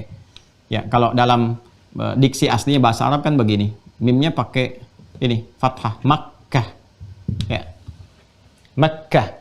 Makkah pakai A sebetulnya Makkah. Ya, cuman kadang-kadang suka ada imalah atau penyesuaian, itu kan di lisan saja. Saya mau ke Mekah gitu kan, itu lisan orang itu tergantung pengaruh. Ada antropologis ya, secara geografis itu lingkungan memengaruhi bagaimana lisan bertutur. Yaitu yang hikmah di surat Ar-Rum juga ayat 22, ya kan? Di antara tanda kebesaran Allah itu perbedaan pigmen kulit dan juga lisan yang bertutur akibat pengaruh lingkungan dan interaksi. Ya, makanya kalau dalam bahasa Inggris juga diterjemahkan ke dalam bahasa Indonesia atau lisan-lisan pengucapan, dengan itu kan bisa berbeda juga cara mengucapkannya. Aksen Amerika dengan aksen Inggris kan bisa berbeda. Arab juga sama, orang Mesir dengan orang Libya, ya orang Saudi ketahuan dari bicaranya aja, oh ini. Sama dengan Anda, oh ini Australia ini. Australia juga bagian sini, itu pasti bisa membaca itu. Ya ini, jadi bisa Makkah, bisa pakai ba, Bakkah. Ya, ini di Arab nih ada dua ini. Dan ini diperkenalkan oleh Al-Quran, diperkenalkan. Misalnya kita lihat Quran surah ketiga Ali Imran, ayat 96 sampai 97. Kita lengkapi aja. Quran surah 3, ayat 96 sampai 97. Inna awwala baitin wudi'a lin-nasi lalladzi bi Bakkata mubaraka. Pakai ba di sini diperkenalkannya. Karena viral waktu itu saat ayat diturunkan, viral menggunakan ba juga. Ba dengan mim, dua-duanya ada. Ini hikmahnya Al-Qur'an sehingga tercakup semua orang paham, mengerti apa yang dimaksudkan. Makkahnya sudah dikenal. Bakkah juga tahu, ya. Dan ini akomodatif sifatnya. Al-Qur'an mengakomodasi bahasa-bahasa, diksi-diksi yang digunakan sehingga tidak ambigu pengenalannya di masyarakat. Semua dikenali, diketahui. Dan terangkat keadaan suku yang disebutkan itu. Ya, jadi ada kesan dimuliakan oleh Allah. Karena disebut dengan dialeknya dan sebagainya. Sehingga menerima Islam itu dengan enak, dengan nyaman. Nah, ini ada pesan-pesan dalam juga secara hikmahnya. Ya, kita harus, ini kan ada kesan Bhinneka Tunggal Ika dan sebagainya. Gitu kan? Berbeda, ada suku-suku, ada wilayah, ada tempat. Ya. Maka kalau kita ingin menghadirkan satu kesan kebahagiaan, persatuan, kemuliaan, maka hadirkan spirit Al-Quran itu dengan menampilkan kemuliaan-kemuliaan tempat itu, penduduknya, orang-orangnya, bahkan bisa digunakan dalam kebahasaannya ketika bertugas di tempatnya, ya. Ada misalnya pejabat bertugas di daerah yang Sunda, pelajari bahasa Sundanya, interaksi dengan orang-orang Sunda di situ. Walaupun misalnya ini dari Jawa, dari Sumatera, itu akan memberikan kesan tersendiri, ya, di orang Sunda yang hadir di sekitaran itu. Jaksa misalnya rapat dengan teman jaksa Sunda, ngobrol, saling nyapa aja pakai bahasa Sunda, itu punya kesan tersendiri di masyarakatnya, sehingga penerimaannya bagus. Ya, ke Kalimantan, Masya Allah, kita belajar bahasa di sana, menampilkan keindahan alamnya dan sebagainya, merasakan kesan tersendiri. Sehingga persaudaraan itu terikat, nyaman, kuat, hubungan itu enak. Inilah spiritnya Al-Quran. Gitu. Jadi pokoknya kalau jadi muslim, mukmin yang beriman yang baik tuh, Masya Allah itu, kepersatuan itu cepat, kenikmatan berinteraksi itu enak dan nyaman gitu.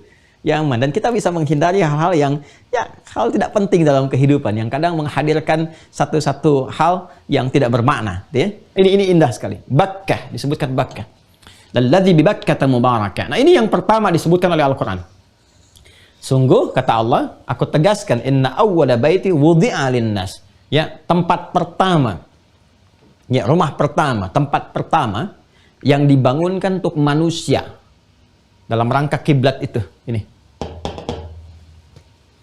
sebagai arah menunjuk, ya, pada implementasi perintah, pancaran perintah dari Allah Subhanahu wa taala, dan bukti ketaatan kita menaati Allah, gitu kan? Maka Allah wujudkan satu tempat sebagai arah, ya, untuk kita beribadah. Inna awwala baiti wudi'a lin-nas. Ya, tempat pertama yang dibangunkan untuk manusia. Ini redaksinya jelas sekali, yang dibangunkan untuk manusia. Ya, kalau kita tekstual melihatnya, secara tekstual kita akan memahami bahwa yang bangun bukan manusia karena dibangunkan untuk manusia. Ya kan? Nah, jadi kalau kita lacak dalam Akhbar Makkah, ini 2 jilid kitabnya. Saya ada kitabnya nih. Akhbar Makkah. Ya, karya Al-Azraqi ini. Ya, ini kitabnya nih. Ini langsung saya dapat dari Mesir nih. Ya, Akhbar Makkah wa ma jaa fiha minal athar. Ini ya, kitabnya nih. Ini dalamnya, ini luarnya seperti ini. Nah, ini disebutkan teman-teman sekalian. Ini menarik sekali. Buku ini bagus. Ada 2 jilid. Dan ini saya punya dengan yang tahqiq. Tahqiq itu ada penelusuran, ya, dan ada editorial dan penelusuran dari referensinya. Apakah kalau bicara hadis, apakah hadisnya kualitasnya sahih, gitu kan? Baik atau bermasalah, dhaif dan sebagainya. Nah, ini nanti ada bab yang sangat menarik tentang bagaimana penyebutan awal pembangunan Ka'bah dari fase malaikat yang ditugaskan oleh Allah Subhanahu wa taala untuk membangun. Ya. Ini di halaman ke-68 nih. Ya, sebelah kiri di sini. Dzikru bina'il malaikati alaihimus salam al-Ka'bata qabla khalqi Adam, ya, wa mabda' at-tawaf wa kaifa kan. Ya, bab, ya, penjelasan atau penyebutan tentang fase dibangunnya Ka'bah oleh malaikat, ya kan? Sebelum Adam diciptakan, dan awal mula, ya, tawaf, dan bagaimana kemudian tata caranya. Nah, ini di halaman 68. Nanti setelah itu nanti fase Adam. Bagaimana setelah malaikat ditugaskan sebelum Adam turun. Jadi kalau kita melihat urutan ini disebutkan hadis-hadis, di bawahnya ada kualitasnya, ya. Ini secara cepat saja ya. Nanti boleh ya yang admin ya, yang untuk siswa di Mira, tolong di-scan. Ya, di-scan, nanti kemudian di pengayaan boleh nanti saya bacakan, Anda ikuti. Anda bisa menyimak, di-scan, di-upload, nanti teman-teman bisa download ini ya. Baik. Kemudian di sini nanti disebutkan fase setelah itu Adam. Adam turun, ya, bagaimana kemudian diperintahkan oleh Allah Subhanahu wa taala untuk menghadap ke arah kiblat, ke Ka'bah itu, ya, dalam ibadah yang Adam kerjakan, karena sholat kan sudah dikerjakan. Ya, bahkan ini nanti ada hadis-hadis yang spesifik terkait dengan Adam, ini di halaman berikutnya. Nah, ini ada zikru ziyaratil malaikah dulu, alaihissalam al-baitul haram. Jadi malaikat kalau bertugas ke bumi itu, mereka tawaf dulu di Ka'bah, seperti mereka tawaf di Baitul Ma'mur, ya. Tawaf di Baitul Ma'mur, bertugas di bumi pun mereka tawaf tuh. Tawaf, saya Masya Allah pernah ada satu hal yang menarik ya di Citra saat Ramadan. Mungkin di YouTube mungkin ada ya. Dulu saya pernah lihat video aja itu. Ya, bagaimana heboh di sekitaran Ka'bah itu melihat cahaya gitu kan, naik dari Ka'bah itu ke atas dan sebagainya. Itu kan gambaran citra saja. Kadang-kadang ada tanda-tanda kauniyah. Tapi kita meyakini ya bahwa saat tawaf dan sebagainya itu kan tawaf di lingkungan bumi yang kita lakukan seputaran Ka'bah, seperti malaikat bertawaf juga. Dan di sini nanti Anda akan baca kisah. Anda percaya aja dulu ya. Kan saya udah baca kitabnya. Nanti saya terangin. Ya, percaya aja dulu karena waktunya terbatas gitu. Nanti kita baca. Ya, Adam kan sempat berada di surga gitu kan, diberikan oleh Allah training di sana dan menyaksikan bagaimana malaikat mereka bertasbih, bertahmid seperti Al-Baqarah 30 itu, tasbih, tahmid, kemudian tawaf, itu kan mengelilingi Baitul Ma'mur dan seterusnya, luar biasa. Dan ketika Adam diturunkan, disebutkan dalam kitab ini Al-Azraqi, itu Adam merasakan suasana itu, ada kerinduan, ya, ada rasa kangen dan sebagainya, bagaimana tawaf dan seterusnya. Maka Allah perintahkan kemudian di Ka'bah itu. Ya, maka fase-fasenya, kalau mau detil lagi belajarnya itu, fase-fasenya, nanti ada fase yang menjelaskan fase awal, malaikat menunjukkan letak, kan? Letak dengan awal pondasinya, nanti kemudian di masa Adam, kemudian dibangun kembali, diberikan batas-batas yang jelasnya, nanti kemudian di masa Nabi Nuh alaihissalam setelah terkena hancur itu, ada pondasi diberikan kembali penegas tandanya oleh Sam bin Nuh, yang kelak nanti pondasi itu ditinggikan oleh Nabi Ibrahim. Ya, dengan turunnya nanti di Quran surah kedua Al-Baqarah dari Al-Qur'annya ayat 127. Wa idh yarfa'u Ibrahimul qawa'ida minal baiti wa Ismail. Dan sekaligus di situ manasik langsung diajarkan yang diwariskan terus sampai ke Nabi Muhammad sampai ke kita sekarang. Jadi fasenya ada fase malaikat pertama kali, kemudian setelah itu Adam alaihissalam yang kedua, 3 Sam bin Nuh, yang keempat Ibrahim alaihissalam. Sedangkan fase-fase renovasi setelah itu banyak berlangsung, termasuk di masa jahiliyah sebelum kelahiran Nabi Muhammad SAW. Yang ada peristiwa terbakar itu kan, ya, kemudian ada sebagian yang hancur, ya, lalu direnovasi lagi dan ada kejadian unik. Ya, itu orang jahiliyah kan banyak yang kaya-kaya itu. Jangan dikira banyak yang kaya. Abu Sofyan, Abu Jahal, waktu itu Abu Sofyan sebelum masuk Islam, ya, kayanya luar biasa. Abu Jahal juga demikian, banyak yang kaya. Tapi menariknya begini, ketika mereka mau merenovasi Ka'bah, itu mereka merasakan kekurangan. Kan iuran kumpul tuh, ngumpulin uang tuh, iuran. Ya. Tapi yang kaya itu bisa nggak sanggup mengeluarkan biaya untuk merenov dengan sempurna. Sampai ada bagian tuh yang nggak bisa ketutup secara keseluruhan. Itu menarik tuh. Apa hartanya nggak cukup? Ternyata tidak juga. Harta mereka banyak. Cuman mereka merasakan dalam kedalaman jiwanya bahwa ini kan rumah Tuhan. Nggak boleh keluar yang kotor. Yang bersihnya aja yang keluar. Ya, ini menunjukkan bahwa, maaf ya, harta yang diperoleh dengan jumlah yang sangat banyak pun, tapi sifatnya tidak berkah, maka dia tidak akan punya chemistry dengan nilai-nilai kebaikan. Karena yang baik itu hanya bisa didapatkan dari yang berkah. Sedangkan berkah sumbernya dari hati, dari jiwa yang dalam. Ya, dari hati itu baru bisa mengeluarkan yang diduga baik, ya, disifati baik, baru bisa keluar. Makanya jangan heran kalau ada orang kaya pelit hanya untuk ngasih urusan-urusan sedekah, keluar cuma sedikit, triliunan, tapi nyumbang ke masjid cuma 10 juta. Ya memang yang berkahnya cuma yang itu. itu hikmah terdalamnya ya. Ya, sebab kalau merasakan harta berkah dia akan keluar aja biasa. Ya, karena itu jahiliyah tuh dulu begitu. Pokoknya kalau kita ngaji sirah tuh banyak yang unik tuh. Yang unik tuh banyak sekali. Ada yang kadang-kadang kita sedih ngalir air mata, ada yang senyum sendiri, ada yang kadang-kadang kita ketawa gitu. Sirah tuh unik tuh. Dan itu berulang. Berulang keadaannya, substansinya, walaupun dalam keadaan yang tidak sama. Ini ya. Nah, jadi hati-hati ya kalau ada yang crazy rich misalnya atau yang kaya-kaya miliuner tapi giliran nyumbang sedikit, itu pertanyakan dalam hatinya. Apakah harta yang selama ini saya peroleh sudah benar atau tidak cara memperolehnya? Karena kalau mau nyumbang hasilnya takut dosa juga itu ya. Itu yang maaf ya saya sampaikan ini untuk tahu saja gitu, untuk koreksi diri ya. Kalau ada kesulitan untuk memberi padahal harta itu banyak, coba dilihat barangkali keberkahannya yang harus dicari ya. Ini poinnya. Nyampe ke sini ya. Ya. Nah ini ya, inna awwala baiti wudi'a lin-nas, kembali ke Al-Qur'an, ini dalilnya. Jadi ini yang pertama dibangun. Ini yang duluan dengan fase-fase tadi. Ya. Baru selanjutnya ketika ini selesai baru ke sini. Jadi ini urutan kedua nih. Urutan kedua. Ka'bah dibangun terlebih dahulu, baru ke sini. Al-Masjid Al-Aqsa. Ini Masjid Al-Aqsa itu masjid lama. Ya, bukan era Nabi Muhammad dibangun. Bukan era Nabi Daud, Nabi Sulaiman itu dibangun, bukan. Ya, sudah awal sekali. Bahkan kita bisa lacak dalam hadis. Nabi sendiri yang nyampaikan. Ini kan yang paling otentik ya, keterangan Nabi itu paling otentik karena Nabi dibimbing wahyu. Wa ma yantiqu 'anil hawa in huwa illa wahyu yuha. Bukan di Al-Bukhari.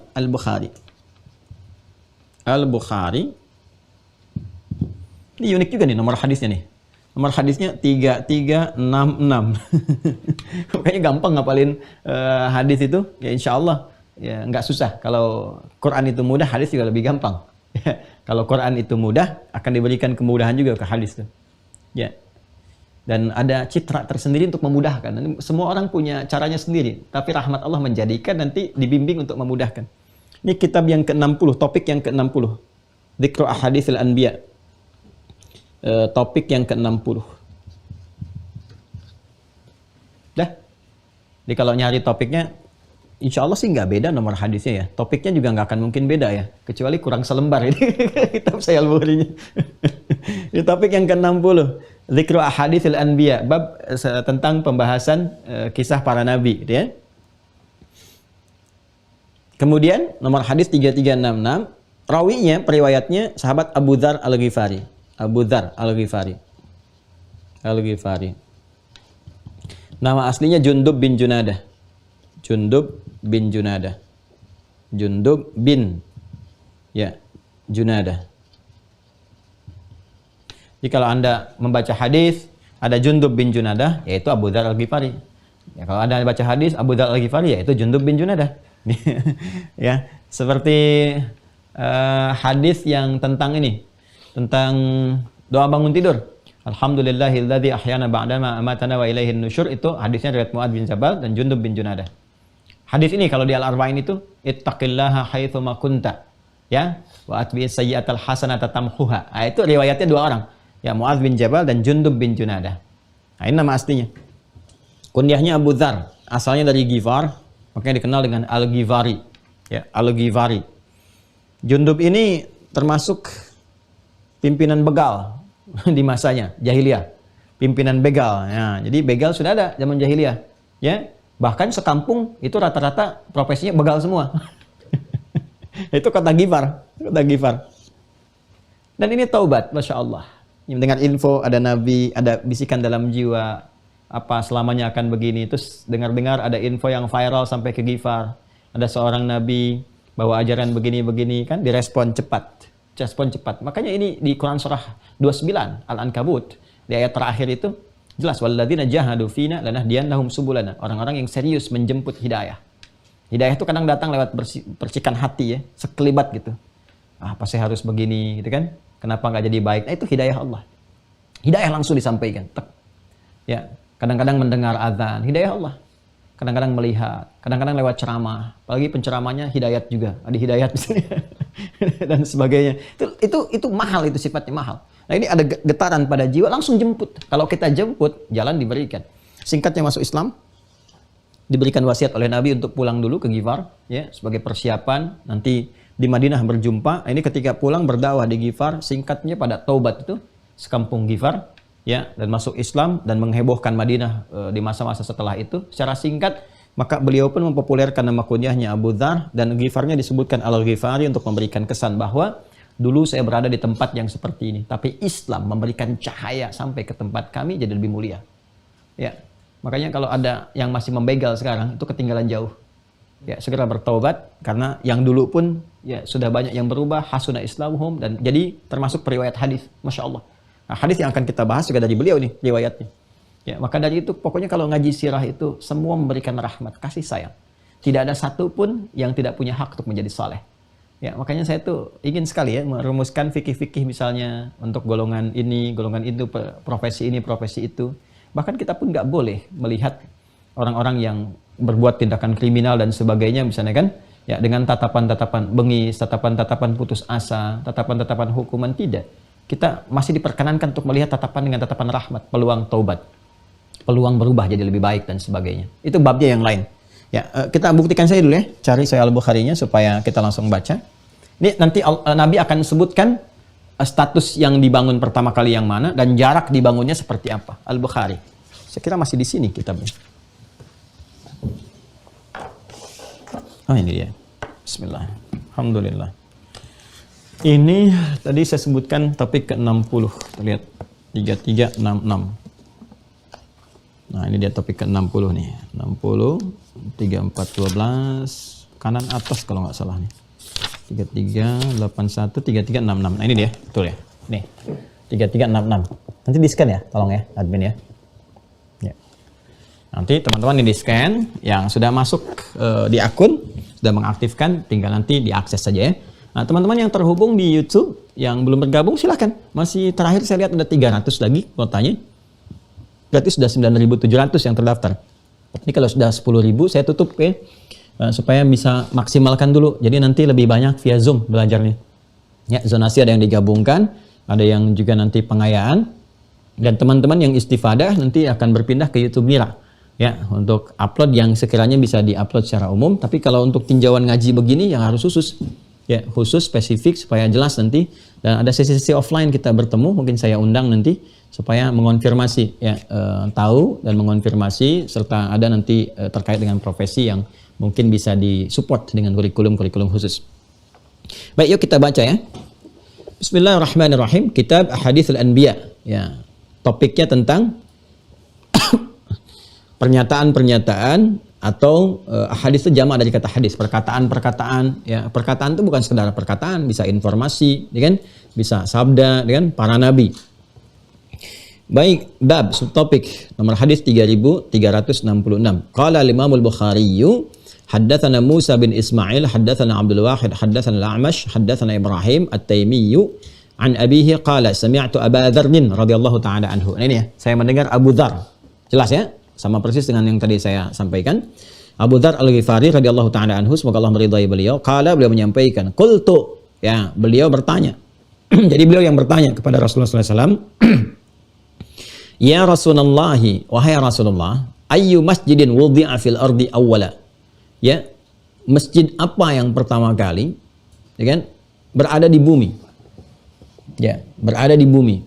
Mana yang pertama kali gitu kan yang ada? Qala, Nabi menjawab SAW, Al-Masjidil Haram, Masjid Al-Haram. Jelas ya?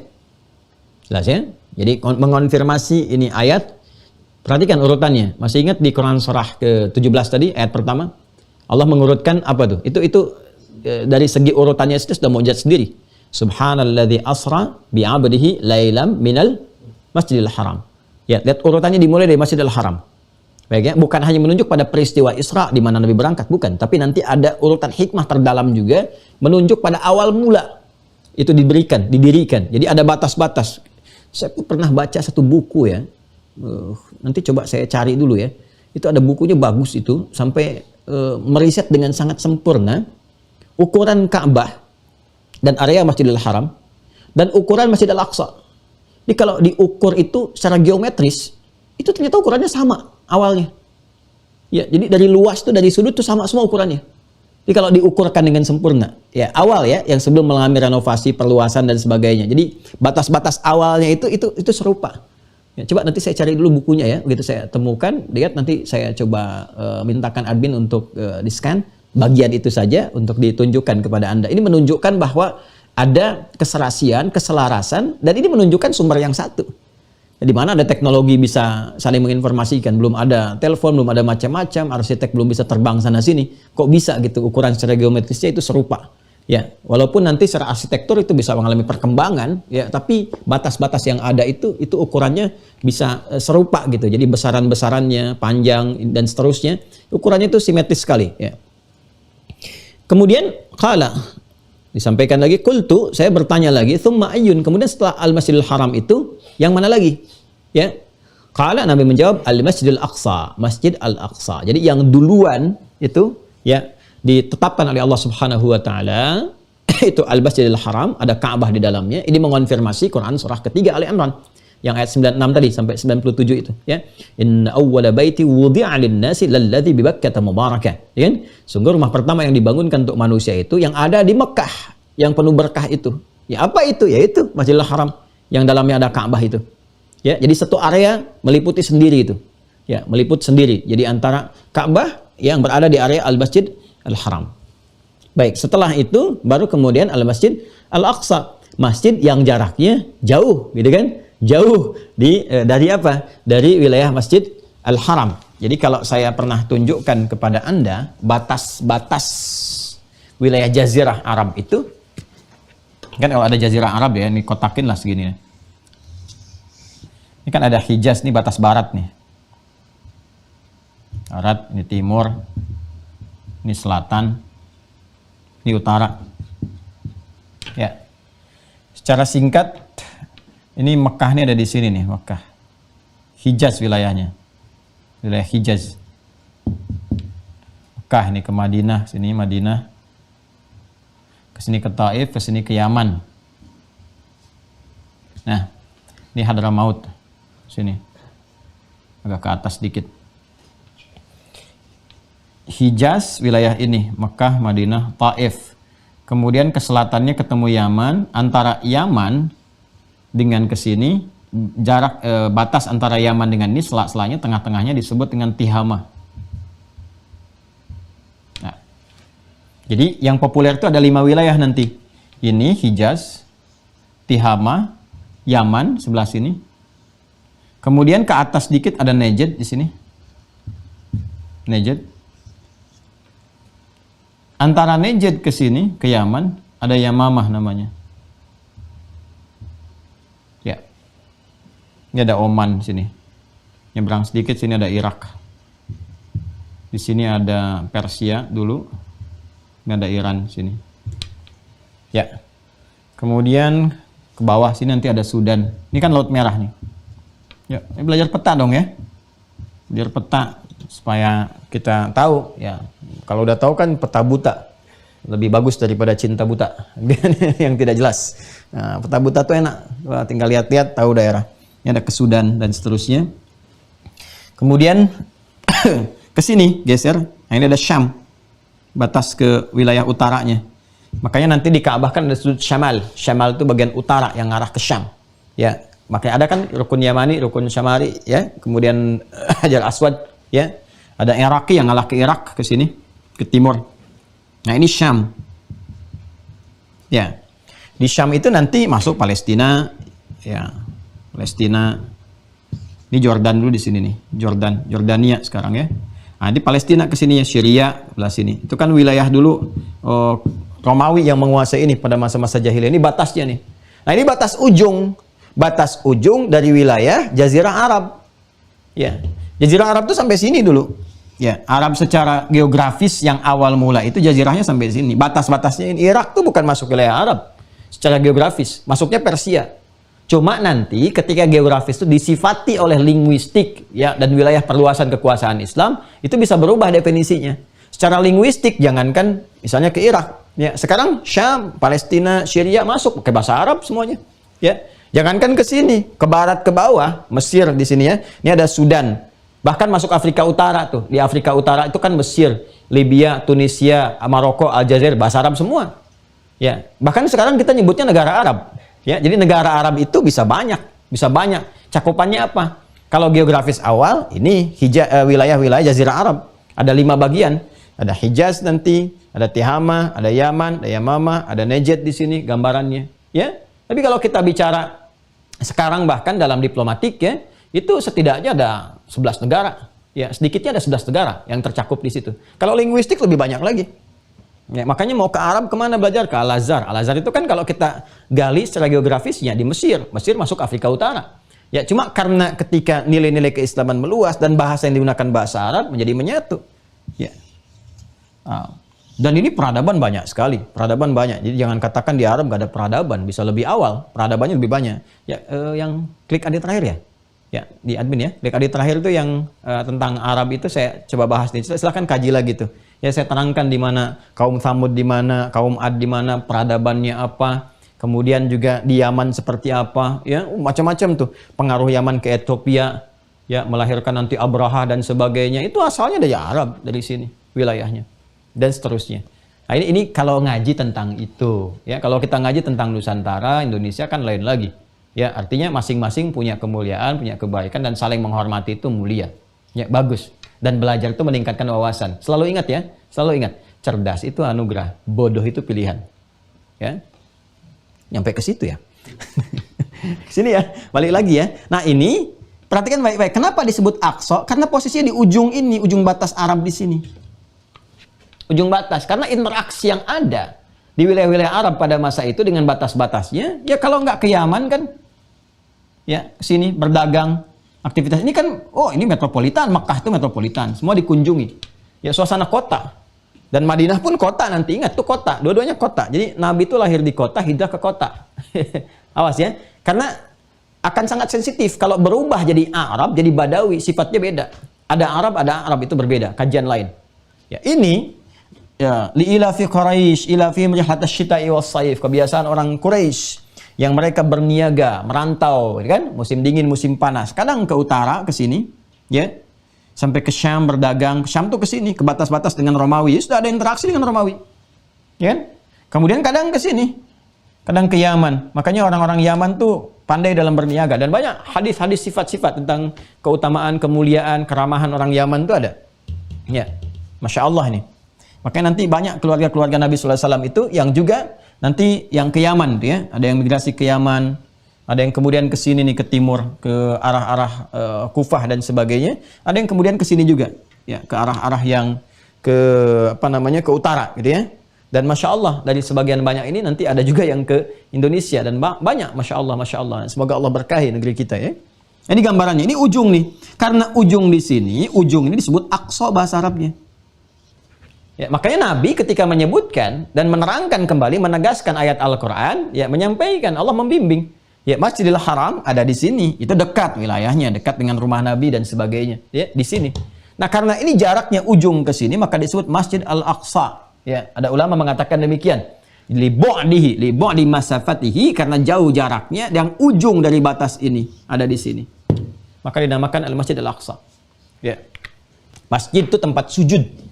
Tempat sujud, tempat beribadah kepada Allah. Aqsa yang terujung, yang jauh ya, dari ujung batas dari wilayah Jazirah Arab kalau diukur dari Makkah di pusat tengahnya ya. Nah kemudian ini menarik, selesaikan lo hadisnya ya. Kultu, saya tanya lagi, Masya Allah ya. Kultu, saya tanya. Kulta, kamu berkata. Dia kultum, kuliah 7 menit. Kultu, saya bertanya lagi, ya kata Abu Dzar Al-Ghifari. Jadi kultu dari kata qala, berkata, tapi lihat konteks. Kadang diartikan bertanya ya, kalau konteksnya menanya, karena di sini ada tanda tanya. Kam kana bainahuma, berapa jarak antara keduanya? Dibangun Masjidil Haram dengan Masjidil Aqsa, jaraknya berapa lama? Qala, Nabi menyampaikan sallallahu alaihi wasallam, arba'una sanatan, thumma aynama adrakatka as-salatu ba'du fasallih fa innal fadla fihi, masyaallah. Jarak dibangun antara keduanya 40 tahun. 40 tahun. Jadi masanya nggak terlalu jauh antara selesai diletakkan kemudian ya batas-batas Masjidil Haram dengan Ka'bah ada di dalamnya. Jarak 40 tahun dari situ kemudian Masjid Al-Aqsa. Jadi kalau Ka'bah itu jelas ada fase-fase tadi disebutkan ya, dari fase malaikat, Nabi Adam alaihissalam, sampai Nuh, kemudian Ibrahim alaihissalam, dan renovasi setelah itu dalam setiap masa-masanya sampai yang ada saat ini tidak berubah dari batasnya, walaupun mengalami renovasi nggak berubah dari situ keadaannya. Ya, tadi saya sedikit ya sempat saya ingin flashback sedikit lagi tentang, masih ingat tadi yang orang-orang jahiliyah, orang Quraisy itu saat mengumpulkan uang yang keluarnya sedikit itu. Nah, itu nggak cukup sebagian itu. Maka yang sebagian itu yang sekarang jadi area Hijar Ismail. Nah, itu mudah bagi Nabi sallallahu alaihi wasallam mengatakan udah tutup lagi aja. Tidak, ya. Tapi yang hikmah menjadi besar bagi kita adalah setiap orang yang punya harapan, kerinduan untuk sholat di dalam Ka'bah bisa masuk area Hijar Ismail itu. Jelas ya? Itu hikmahnya, salah satunya. Kalau ngaji agak banyak sih kita bisa kemana-mana, tapi dalam sekali gitu ya apa yang kita dapatkan. Ini jaraknya 40 tahun. Nah, para ulama ada yang memberikan batas 40 tahun ini di periode yang kedua setelah Adam alaihissalam, ya setelah malaikat kan fasenya Adam. Adam alaihissalam dari batas itu memberikan sebuah tanda-tanda yang jelas, gitu kan? Kemudian dibangun kembali di masa Adam, maksudnya diberikan batas keadaannya, dan 40 tahun dari situ baru Masjid Al-Aqsa. Ada yang memberikan batas seperti itu. Secara singkatnya Nabi hanya memberikan gambaran bahwa 40 tahun setelah kemudian dibangunkannya Masjid Al-Haram, ya, ada Ka'bah di dalamnya, baru ke Masjid Al-Aqsa. Jadi yang duluan Masjid apa? Masjid Al-Haram. Setelah itu Masjid apa? Masjid Al-Aqsa. Pertanyaannya, kok ketika sholat diperintahkan setelah Isra Mi'raj, kenapa Masjid Al-Aqsa dulu kiblatnya? Nggak langsung ke Masjid Al-Haram? Itu yang akan kita jawab besok nanti. Karena sudah jam 7 lewat. Baik, kita jawab besok insya Allah ya. Jadi kita baru sejarah tuh, belum ke cara. Dalilnya kan sudah, definisi sudah, dalil sudah, sejarah, tempat, waktu sudah. Nah, kita harus jawab tuh. Ya, mengapa itu dulu, lalu setelah itu khatam, baru kita bicara caranya. Menentukan kiblat seperti apa, menghadapnya bagaimana, posisi seperti apa, kaitan antara menghadap kiblat dengan iqomah itu bagaimana, sehingga hikmahnya kita dapatkan dari itu semua. Ya, jadi kita baru sampai ke nomor 3, pertengahan. Ya, 3 pertengahan itu sejarah, belum ke cara ya. Nomor 3 pertengahan. Jadi bersabar ya. Insya Allah. Ini kalau kita belajarnya begini, ada sifat detail di dalamnya, insya Allah nanti berbagai hal itu bisa terjawab dengan baik. Ya, dan kita mengerti, oh ini, oh seperti ini, arahnya gini. Dan ada pembuktian dari sejarah begini, bisa dilacak semua. Islam itu tidak meninggalkan celah untuk menyoal gitu. Dan setiap pertanyaan ada jawabannya. Sehingga ada ketentraman dalam jiwa kita ketika mendapatkan kepastian. Ya, paling enak kan dijanjikan tapi nggak pasti gitu kan. Nah, nunggu itu kan paling nggak enak gitu. Ya, ada pasangan dijanjikan menikah tapi nggak pasti-pasti kapan melamarnya. Gitu kan? Ada orang ustadz mau datang ngaji tapi nggak pasti-pasti tanggal berapa ditetapkannya sebetulnya. Udah ngajukan tapi belum di ACC juga. Itu lihat tuh ya. Nah, karena itu celahnya kita tutup dari pembelajaran sehingga kalau ada berbagai hal yang ditanyakan bisa terjawab. Saya kira itu yang disampaikan. Berjumpa esok hari untuk menjelaskan apa yang telah diuraikan. Mudah-mudahan Allah memberkahi pertemuan kita di hari ini, menyelamatkan kita, memberikan kesehatan, kemuliaan, dan menyatukan kita dalam kebaikan. Allahumma taqabbal minna innaka antas sami'un alim wa tub alaina innaka antat tawwabur rahim. Allahumma ja'alna ya Allah muqimis salah min dzurriyyatina mustaqbilil ka'bah biridhaka ya arhamar rahimin.